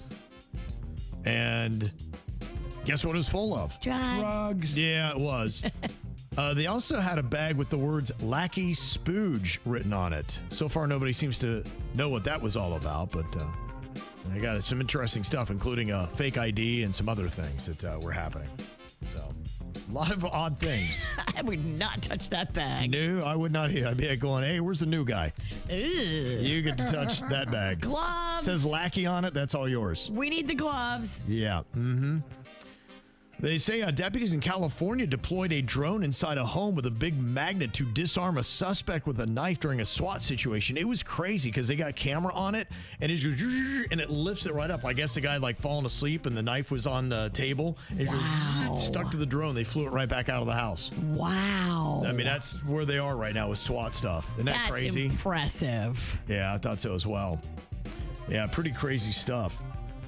Now, here's somebody that is really committed to the craft. Somebody, they say, dropped a item into a toilet at the Camp Edison in California, Sierra Nevada foothills. They apparently tried to go in to get some dropped sunglasses, and they had to be rescued and then hosed off afterwards. Here they are talking about the man that fell into the toilet at the campsite. They advised that the subject had fallen into the chemical storage tank. Law enforcement, Camp Edison staff, fire personnel responded. We were able to safely get him out, decontaminate him. You got to make sure if you're going to go in for your shades, you do not lose your balance. Yeah. A clown fell in. Yeah. How big is this pooper? I don't know. That's pretty gnarly. If I were a cop, I think I'd probably rather deal with a bag of Lacky Spuge. They're both terrible. Yeah, I don't know if I want to deal with that one. What are you thinking about? What are you thinking about? What's on your mind? Are you thinking about? What are you thinking about? Gotta say, it's been kind of a big week for sports trades here in South Florida. First off, the Panthers pick up another Kachuk, which we need. And now we got a Giannis on the Miami Heat. It might be one of the more challenging last names. Antetokounmpo. What? Antetokounmpo is the last name of this Greek man that has just joined the Miami Heat. We're going to call him A. A lot of people just go with Giannis. Giannis. Yeah, kind of, yeah. It's like a Giannis. You would not even believe how to spell his last name. My goodness. Will that even fit on the back of a jersey? It does. They make it work. Yeah. This guy was with the Milwaukee Bucks for 13 years, won 2 MVP awards, led the franchise to the 2021 NBA championship. So he comes with some pedigree. They're going to be teaming him up with Bam Adebayo, another fun name to spell. And that's going to be it. So we'll see. They'll have a championship caliber front court. The question is, what will be around them? This is what Panda was talking about. He's impressed with Miami sports. He is. Yes. Okay. He thought it was a good move. He likes acquisitions. Yeah, they did pick up a huge name. I guess that is the one thing. Now, for anybody who doesn't know, I don't know that I would say it's LeBron James that they picked up, but, they picked up a very solid piece, Dwayne Wade maybe, and it'll be interesting to see what happens with that. They did have to give up a couple big pieces like Tyler Hero, who has his own song. He's gone, so he goes to the Bucks. Jaime Jaquez Jr., he's gone as well. Khalil Ware out. And then they also gave up a bunch of draft picks, but I don't think Pat Riley, who is the president of Miami, I don't think he really likes the draft, which is tonight. So that's why the deal kind of happened. They do the draft tonight. He seems to like already established professionals. He likes the free agents more than he likes the draft, I think. Interesting. Yeah, so they got that. So we'll see. Should bring more excitement to South Florida, the Miami Heat, coming up this season. And also wanted to tip my cap to Brian White. He is the outgoing now FAU athletic director, and he did a fantastic job there in Boca Raton. He's going to be heading off to Virginia Tech, take over the reins of that, and they've got some exciting stuff with some big money donors that are dropping into Virginia Tech, and they just picked up a big coach in James Franklin, who was Penn State's coach, that got fired last year. So he's been around since 2018. He signed a 5-year extension in 2024, but you know how that goes. As soon as they sign him to extensions in FAU, they're as good as gone. I remember they did that with Lane Kiffin. They signed him to a 10-year deal. I'm like, he'll be gone in 10 weeks. Bye. And he was. He was right out the door as soon as he signed that. But he moved him to a new conference, and they got a lot of fundraising going on, facility improvements. So Brian White did a great job. He's definitely leaves big shoes to fill. So thanks for that time there. Bird, what you got on your mind today? Virginia, you might know the answer to this. Does Planned Parenthood, do they offer Botox, or is this just a big lie? Because I heard some girl talking to her friends, and I didn't really want to get involved and ask too many questions, but she goes, yeah, I'm going to Planned Parenthood. I'm getting my Botox treatment done. And I'm going, wait a minute. So I started looking it up, and some places say, yeah, you can get Botox from Planned Parenthood, but those sites look shady. Can someone just tell me, can you get Botox from Planned Parenthood? Is that a thing? That sounds crazy to me. Planned Parenthood is usually about, birth control, taking care of women's needs and medical stuff and family planning and not family planning. Like, it's usually not about Botox. Well, and I've never heard of that. Here's the problem I'm having is because I'm not always trying to look like a dumbass here on the show. I know it's going to be hard, but, when we're doing prep for our show, it already takes a long time anyway. But now, every story that I come up with, I have to take 15 minutes to see if it's even real. Right. Now I'm going, all right, this Botox, are they selling it at Planned Parenthood? Now I'm mad that I'm doing research about Botox and Planned Parenthood. It's not fair. Yeah, can someone just tell me yes or no? Because as soon as you go on Google, AI takes over, and I don't trust AI. No, you can't. Then there's some weird, what's that one site where they always get everything wrong? It's the top 10. Yahoo. Yahoo is the worst. They don't even proofread anymore. I don't even think they spell Yahoo right. That's wrong too. And I thought they were, I know they're considered a very overly liberal publication, but y'all, I don't care if you're overly liberal or if you're overly conservative. You got to spell correctly. They don't. No.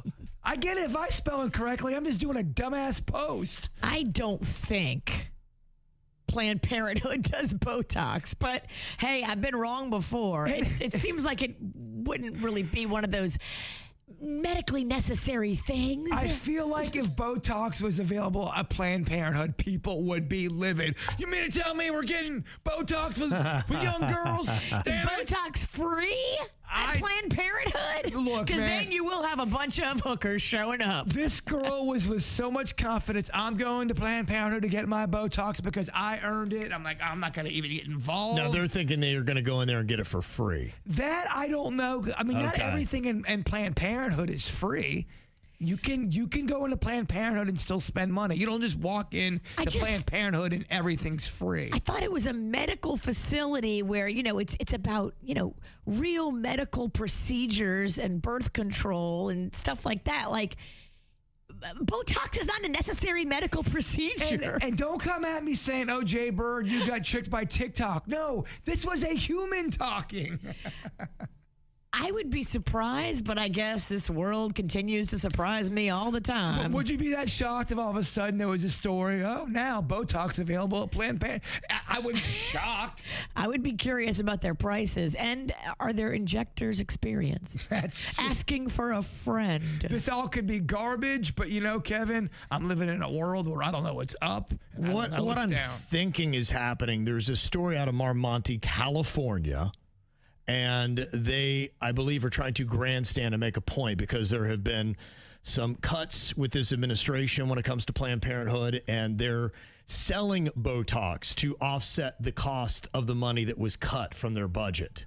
Keep in mind, too, people have got some good points. Botox is not always just for your wrinkles and trying to look younger. It is used for other stuff. Now, I'm not versed on that. Hyperhidrosis. They do use it for hyperhidrosis. Migraines. They use it for that stuff. So I don't know. But the headline will be Botox in Planned Parenthood. How young is too young for Botox? That will be the story in the headline. Somebody said it's $9 at Planned Parenthood. A unit or a whole face? All I can read is it says Botox is $9 at Planned Parenthood. $9 per rink. So $9 per unit is not a great price. That's actually kind of a high price. Well, maybe that's really what it is. Maybe this is their way to say, all right, well, if you're going to cut our budget, we'll make it up another way. We'll offer up Botox, and people can come here and get their Botox done, and we'll try to make up the money that you cut from our budget. So maybe that is what it is. They're trying to make some kind of point by doing it. Somebody is reminding you, too, that, you can get it for migraines, and there's other things that possibly that you could do that's not just about trying to look young. We just said that. Yeah, I'm just reading the comments that are coming in, Virginia. I'm so sorry. I'm trying to keep up on it. Well, to her. We just said that. Okay, sorry. Not to you. I know. I'm just kind of trying to get through all the texts here. I apologize. I know. I get it. I apologize. Not you. I know, but I read it. Shouldn't have read it. Maybe we should go from Botox to no tox. Exactly. Yeah, I can't get away from this topic. What do you got on your mind, Virginia? Well, I want you to put this pickle in your mouth. Uh-oh. And tell me it's not the best pickle you've ever wrapped your lips around. Can you describe said pickle? So, these are homemade by my friend Mike. And this is like maybe my 8th or 9th jar that he's made for me because I keep coming back for more. I'm like an addict. I need Mike's pickles. Yeah, I think they're good for you. They're so good. I want you to try one because I think these are the best pickles I've ever had. Bold statement from a bold woman. Bar none. Dill or sweet? Both. Wait, all in one? They're dill. They're different varieties. Are you saying that they do dill and sweet together as a combination? It tastes to me like dill and sweet. I'd say it's sweet. That's sweet with heat. Oh, yeah. Yeah. Bert, you have to love that. I'm afraid to be honest. That's sweet with heat. I don't know. I feel like I'm in a weird place right now. Now you're kind of pickle, huh? Can we go back to talking about Botox? You don't like it? Do I have permission to be honest? You do, but I forgot. You don't like spicy. I did not care. They're very, very sweet. I don't like sweet pickles. But And they're then sweet and spicy. yeah, I know. Two things I hate. A sweet pickle along with the heat at the end. But I think whoever made them's a nice person, and I wish them well. Pick on, my man. Virginia loves them. Big fan. I don't. I'm so scared to say things. I forgot. You don't like heat. No. You're a big vagina. Yeah, look, I'll just... Sorry, Bird. It's all right. Just, there are things you like. You like what you like, right? I do, Kevin. I like what I like. That's just it. Look out, influencers. Apparently, right now, they say that AI is coming for you. And I actually have seen a little bit of this, though I don't necessarily like the look of it. Have you seen how more and more stock footage is looking too polished? You're like going, that looks like it's AI to me. Yes. Apparently, this has been the thing now. A lot of these companies have come out of the chute and they've gone to these businesses and they said, hey, this is very affordable. We can easily make you any kind of video that you want with somebody talking about your product, and it's going to look very, very close to real. In fact, it seems like every day it's almost like that the person looks too polished. The thing that's kind of creepy is the fact that it's not only updating at an alarming rate weekly, it seems like it's updating daily. And the one thing I've noticed they have not mastered, for example, they can have Nicolas Cage looking at the camera and it looks like Nicolas Cage, but it's when they kind of turn slightly with their profile, it morphs into a weird face, and that's the one thing they haven't quite got down completely yet. Also, they can't fake it. If you tell like AI or like a fake FaceTime to put their hand in front of their face, it messes up the fake face. Yeah, it's not quite there. And there's different programs and different prompts you can do. But all that stuff that looks good, that takes time to do.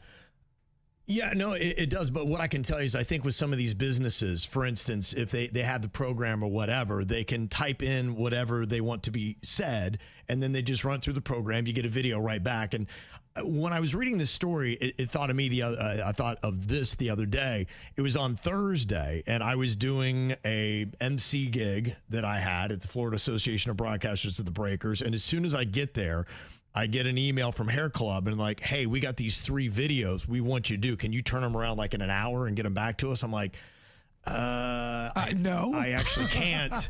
Because I'm kind of trapped here. And they were scripts, and that's how I do them. I have a script, and I, look at my phone, and I do the little, and, it's influencer stuff. But I thought, man, if they had that prompt and that program right then and there, they don't have to ask a guy who's in a convention all day long who can't get in their videos until 4:30 p.m. that afternoon. They have somebody in a system and a way to turn it around right then and there. And then they'll come back to me and be like, hey, you didn't emphasize this word enough, or look like you had dandruff on your shoulder. There's something like that that's always going on. When you deal with AI, you can always kind of clean those up. So with a lot of these companies who don't have influencers or don't want to deal with it, and some of the influencers come with baggage and headaches. Right. And that's the thing that AI is not coming with, is you get quick responses, you don't get attitude back, and you get it exactly how you want. And if it's not, you simply change a prompt. Rather than for me, they have to send an email back to me. Right. I have to recut the whole video, send it back to them. Is that good? If they had an AI prompt, not to talk myself out of a job here, but you're encouraging them to replace you. Well, it makes me have to think of, okay, well then what do I do? And those things that they will get at me where it's like, hey, that looked a little off, or it looks like you have dandruff on your shoulder or something like that. Those might be the things they start wanting, because they have determined that people don't want to respond as well to an AI advertisement when they recognize that it is. Yes, I don't want an AI fake robot talking to me about Hair Club. I would rather hear it from a guy like you that I trust, that is also a user of the product. Yes. Not a fake. And so what they're almost trying to do now is they are trying to draw a few flaws into the AI. to make it trick you a little bit more, because they realize one of the knocks of it is it looks too perfect, and eyes are getting trained for that now. Wow. But where it all comes down to, and the biggest criticism of this, and I completely agree, is there's still not always clear disclosure when a person is promoting a product. And that has to happen, whether it be a true influencer or whether it's AI. It needs to be marked that this is an advertisement and where it is. And if it's AI, it needs to say AI. The laws haven't caught up yet. Just like we were talking about all of the internet laws, it took forever for people to kind of start catching up to what the internet was doing to people. And then people are going, wait a minute, the internet and social media could possibly ruin my life. Yeah. And they're now catching up to all that. And the same thing's going to happen with AI. I think part of its enforcement is that to catch all, because think of how many influencers are out there now doing ads. And now you've got AI influencers and everything else. So for the Federal Trade Commission to stay on that, I don't think they can. So they're going to have to go to the same kind of digital programs like what YouTube uses that would catch and detect any kind of algorithms like that and the bots through it, and then just basically send out fines to all these people that are cranking out that kind of content, not properly labeling it. There's going to be two kinds of people out there. People who are very, very much against AI. And if you're using it, they're not going to want to deal with you. And then there's going to be a whole group that really supports AI. And then there'll be something in the middle probably. But there's going to be people out there that do not support this. Yeah. So I think that the influencer job is not going to go away because we want to trust humans more. But just know that AI is really starting to swim in your pool and taking away a lot of jobs, and a lot of influencers are finding out that a lot of these clients that they've had starting to dry up because they're going with AI influencers instead. We probably needed to get rid of some influencers, to be quite honest with you. Market's been a little oversaturated. It kind of has. Well, it seems like every single day artificial intelligence is affecting us one way or the other. One thing that I liked with AI is what it does to some of your classic photos. In fact, Jbird had sent me one from when he was a little kid, and I ran it through AI, and it cleaned it up and made it really pop, and it looked a lot fresher and better. I was like, okay, that's kind of cool. And it's an interesting thought when your photos start to fade and look all dank, old, and nasty. You can pick them up a bit. In the picture, were you able to produce tears? No, you were actually smiling in it. Cried a lot as a kid. Okay. Yeah, a little Superman doll in your hand. Very happy. I had fun as a child. Very happy.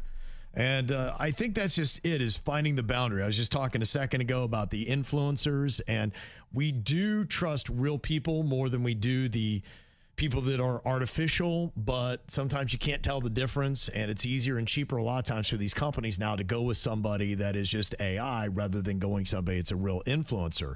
And I saw that Google just dropped $75 million on A24. That is that movie studio that made Everything Everywhere All at Once, and they also did Backrooms, where they're taking more AI or YouTube type content and they're making that into movies.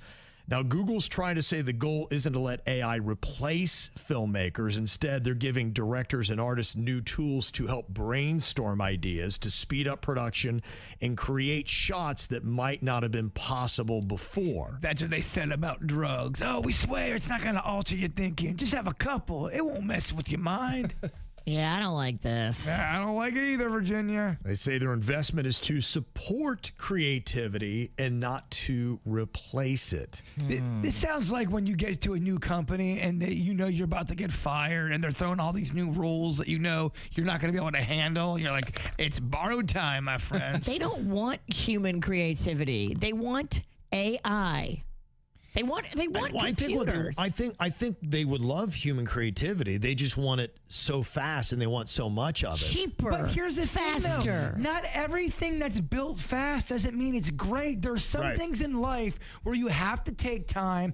You have to have patience. That's how you make it great. Not everything is on demand. Oh, boom, I just crapped it out and it's amazing. That takes away the magic. This is something that's been going around forever. I remember when I was a kid and we'd be driving to my grandparents' house in southern West Virginia.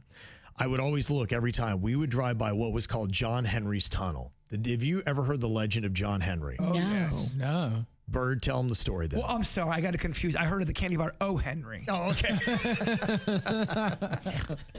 This was the legend of the man versus the steam engine that happened as they started to industrialize. And it used to be men would be down there and they would be with pickaxes digging the tunnels. And they said this steam engine is going to do it so much faster. Well, this guy, John Henry's like, you're not going to replace me. And he was just this big, strapping man that was like, I am the best and nobody's going to be better than a human. And the legend is he took on the steam engine and it was close. And right at the end, he just beat the steam engine, but then fell over dead. So it took everything he had to prove it. But it just goes to show you how long we've been pushing back against advancements in technology. And AI is really kind of that thing where you're going to see this John Henry type race of the human versus the machine. I'm not saying there's not benefits to AI, but everything is nuance on this planet. And everyone likes to say it's either A or it's B.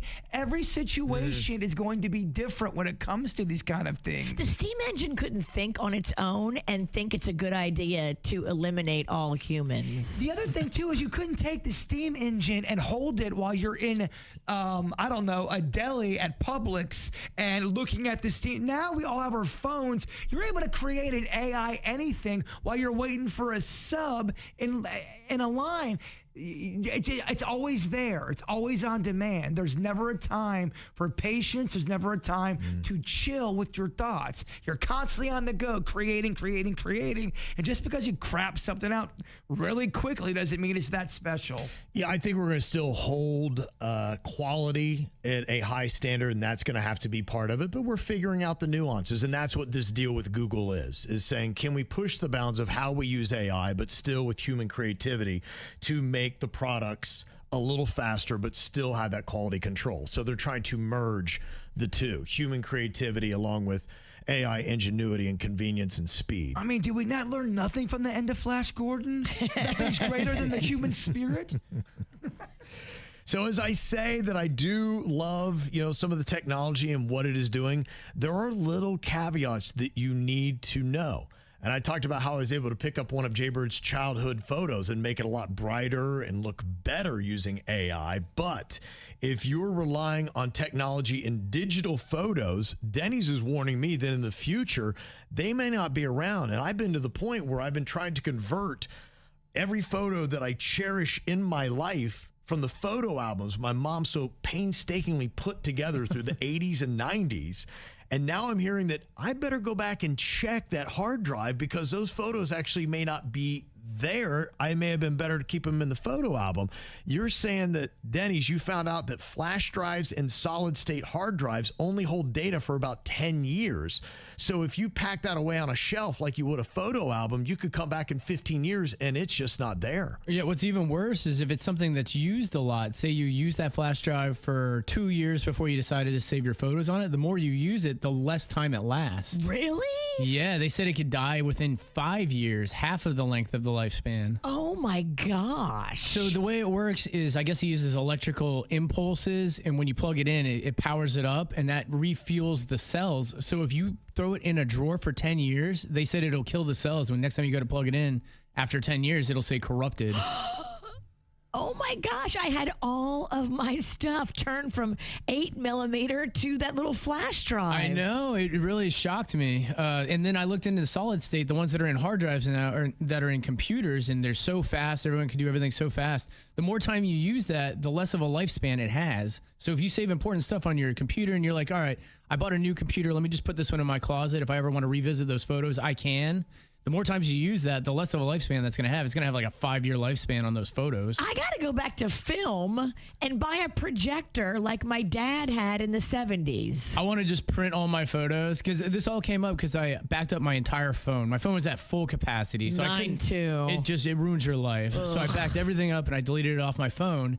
And that's when I found this thing and I go, wait, what? I can't save these on a flash drive? So they recommend if you're going to try to save it on a flash drive, you have to plug that flash drive in every 2 or 3 years to make sure that it keeps the electrical impulse going. Oh my God. Things are changing. And the last thing I want to say is I'm turning into an disclosure alien. day. So yeah, just I guess a PSA to everyone who's been saving those, because I have some flash drives that have been sitting in drawers for, it's got to be 3 or 4 years now, that I just, thought they were infinite. We switched from those spinning disk hard drives, which is all the old KVJ stuff was on. That hard drive crashed. It was a mechanical failure. Right, that's right. Lost it all. But the data there won't be lost unless something mechanical happens, like what we had. But in the new stuff, the advantage was there's nothing mechanical in it, so it doesn't break down like that. But it just loses data over time. So after hearing this, is the absolute best thing then just put all your stuff on a cloud, or is that something you can't trust either? Take out all your money from the bank and bury it in the ground. My only fear about the cloud is if a company goes under or gets sold, or the vision changes for that company and they shut down that cloud account. Yeah, it's on a server. You're trusting it's on the internet server. So could it be possible the safest and best place for your most cherished photos is still a photo album? I'm thinking I'm going to print them all up and put them in a shoebox. Why do you think people are going back to having tangible things in their hands? Yeah, you're right. People are absolutely going back to doing that. Isn't that wild? We're coming full circle here, realizing that the best place for your photos is your dang photo album, not on a hard drive. Wow. Crazy. Okay. So yeah, pop those things in your computer every now and then just to keep the electrical impulse going on them. And then replace them. It'd probably be good to back one up, have a backup of it, and keep them in separate places. You got to remember every 5 years to do that. Yeah. Go back to stick shift. Don't go with the new cars with all the weird buttons that now it should be the window button, but it's the door button. It's getting too weird, Kevin. Thank God we got Denny's, because I did not even know what this thing is, and I still think I need an explanation, but I think the people who love the tech stuff, they know. And today they're a bit shocked because the price tag on what is called the Steam Machine is a little high. Now, it describes it as a compact living room gaming computer developed by Valve. It is designed to bridge the gap between a traditional PC and a home console that will allow users to play their entire Steam library from the comfort of their couch using a console-like interface. So explain that to me like I'm 3 years old, Denny's. So basically, they took a computer that runs video games and they made it into a gaming console. So it's not like you have to boot up a computer, load up Windows, and then play a game. You can just turn this on. It has its own interface, just like a PlayStation or an Xbox, and you have access to all of your Windows games. Is this the thing that you showed me before, or just a completely different system? So the one I showed you before, this is the one that replaces it. It's a bigger version of it. It's a more powerful version. If you want to play Shinobi, Virginia, guess what? What the hell is Shinobi? You can play Shinobi. I don't even know how to spell that. If you want to play Contra, you can play Contra. Yeah. And you can play newer stuff as well. You can play anything up to the current era. Well, so I've been watching this for a while. I have what's called the Steam Deck. It's a portable version of your entire Steam library. It's basically a controller. What is a Steam library? I don't even understand that concept. Everybody, Thank you, Kevin. Yeah. Everybody. I'm tired of being the only stupid one around here. No, you got two of us. I'm going to say three. I really don't know what I'm talking about either. It reminds me of like Apple Music when you buy an album. You now have it on your iTunes store. You can go to it. You can listen to your album. You can download it onto your iPad. And this includes every song that I have in my whole library is right there. Yeah, so correct? like exactly. Like the iPod was basically just so you could carry around your entire Apple library on an iPod and listen to music anywhere you wanted. If you're feeling like you want to get down with the snack pack, you can listen to some snack pack music. So this, whatever you want. So you listen to music on this thing as well? So this is the same concept. It's all your video games in one spot portably, so you can bring it around anywhere. You can access it at any point. Oh, it's not for music? Not for music. I use the music analogy for y'all. Music analogy. Yeah, he used the analogy. Yeah. I was using that to explain it to you guys. So you can have all of your artists, all of your games in one spot. Gotcha. It's a Steam Deck of video games. All computer games, PC games. I don't get it. No, I'm just kidding. So what they did now Does it have Jbird? It does have Jbird. You could get Jbird on there. All right. There you go, Virginia. You're warming up now. I think you're understanding it. So the original one is a portable version. It came out for maybe like $400 to $600, depending on which model you got. And that is the one I have. And you can plug it into your TV and play it. But they go, whoa, we take the same technology, beef it up, and now it's a home system, just like a PlayStation, an Xbox, and Nintendo. You don't have to go to a PC, boot it up, log into your system, launch your game, and play. You can just go to an interface and click it, just like the iTunes store, basically. Oh, you love it. So I was very excited for it. They've been very furtive with the price. They haven't released it to anyone until they actually launched it, which was yesterday. So they were keeping it a secret. Kept it a secret. And for the base model without a controller is $1,100. What? Yes. That is far too expensive. Wow. How much was the one that you bought, the portable one? So what sucks is when I bought that originally, I think it was $500 with tax, right? A couple years have passed since then, and I guess the prices of the components have gone up. So if you buy that same one that I have now, it's like $800. What? I know. So it looks like if you want to get the fancier versions, you have another model. It's about $1,350, and then if you go top line, you're talking about $1,450. If you want the controller and the top model, you're looking at $1,500. Everything, even your modern day regular toys that should be a little bit cheaper than your vintage, all of it has gone skyrocketing. You're paying pretty much vintage prices for all kind of stuff now. That's modern day. Kevin, what the hell's going on in our America? Well, I guess this stuff's just really expensive. I mean, I'm looking right now to compare it to if you got a brand new Xbox. Most expensive thing I'm seeing is $830, but it looks like a lot of them are around $650. Is that about the going price for those now? Everything now has two models. They have a lower price model and a higher price model. Okay. I think they're trying to appeal. You basically know what's going on. One word. Aliens. So this is a big deal, but it's rocking a lot of people's world because of the cost. Well, yeah, because I've had this thing pre-ordered for a year, just assuming that they would release. I thought maybe it would be $800, you know, because I was like, all right, if you account for inflation and some of the changes that you thought it cost as much as the most expensive gaming console out there right now. Exactly. I was pricing it at like a PlayStation 5 Pro or an Xbox One. I was looking at those type of things, the new Switch 2. I was thinking it might be in somewhere in that ballpark, but it's what else is kind of disappointing is that the technology, they started building it, 3 years ago. It's a 3-year-old technology, and it's coming at a premium price. You could actually buy a computer that has a higher spec. Yeah. For less money. People are saying that better to build your own computer. The Steam machine right now is not worth the price. They're agreeing with Denny. Should be $700-800. So you're looking at $1,500, double that price. $1,500. So stay away. I mean, good gosh. Yeah.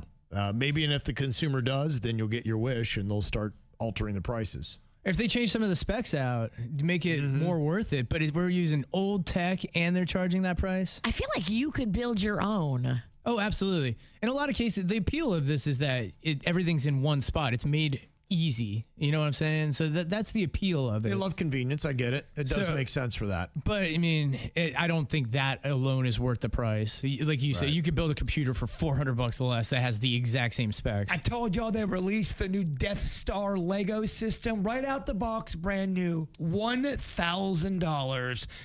That's not. It's been out for 3 years. It's a brand new thing. $1,000. Who's got the money for that? F that.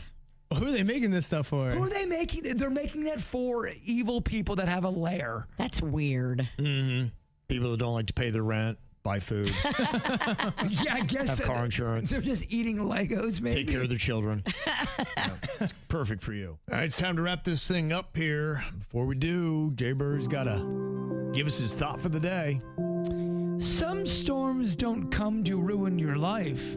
They come to reveal what was never rooted. Fantastic. The KVJ Show on 97.9 WRMF.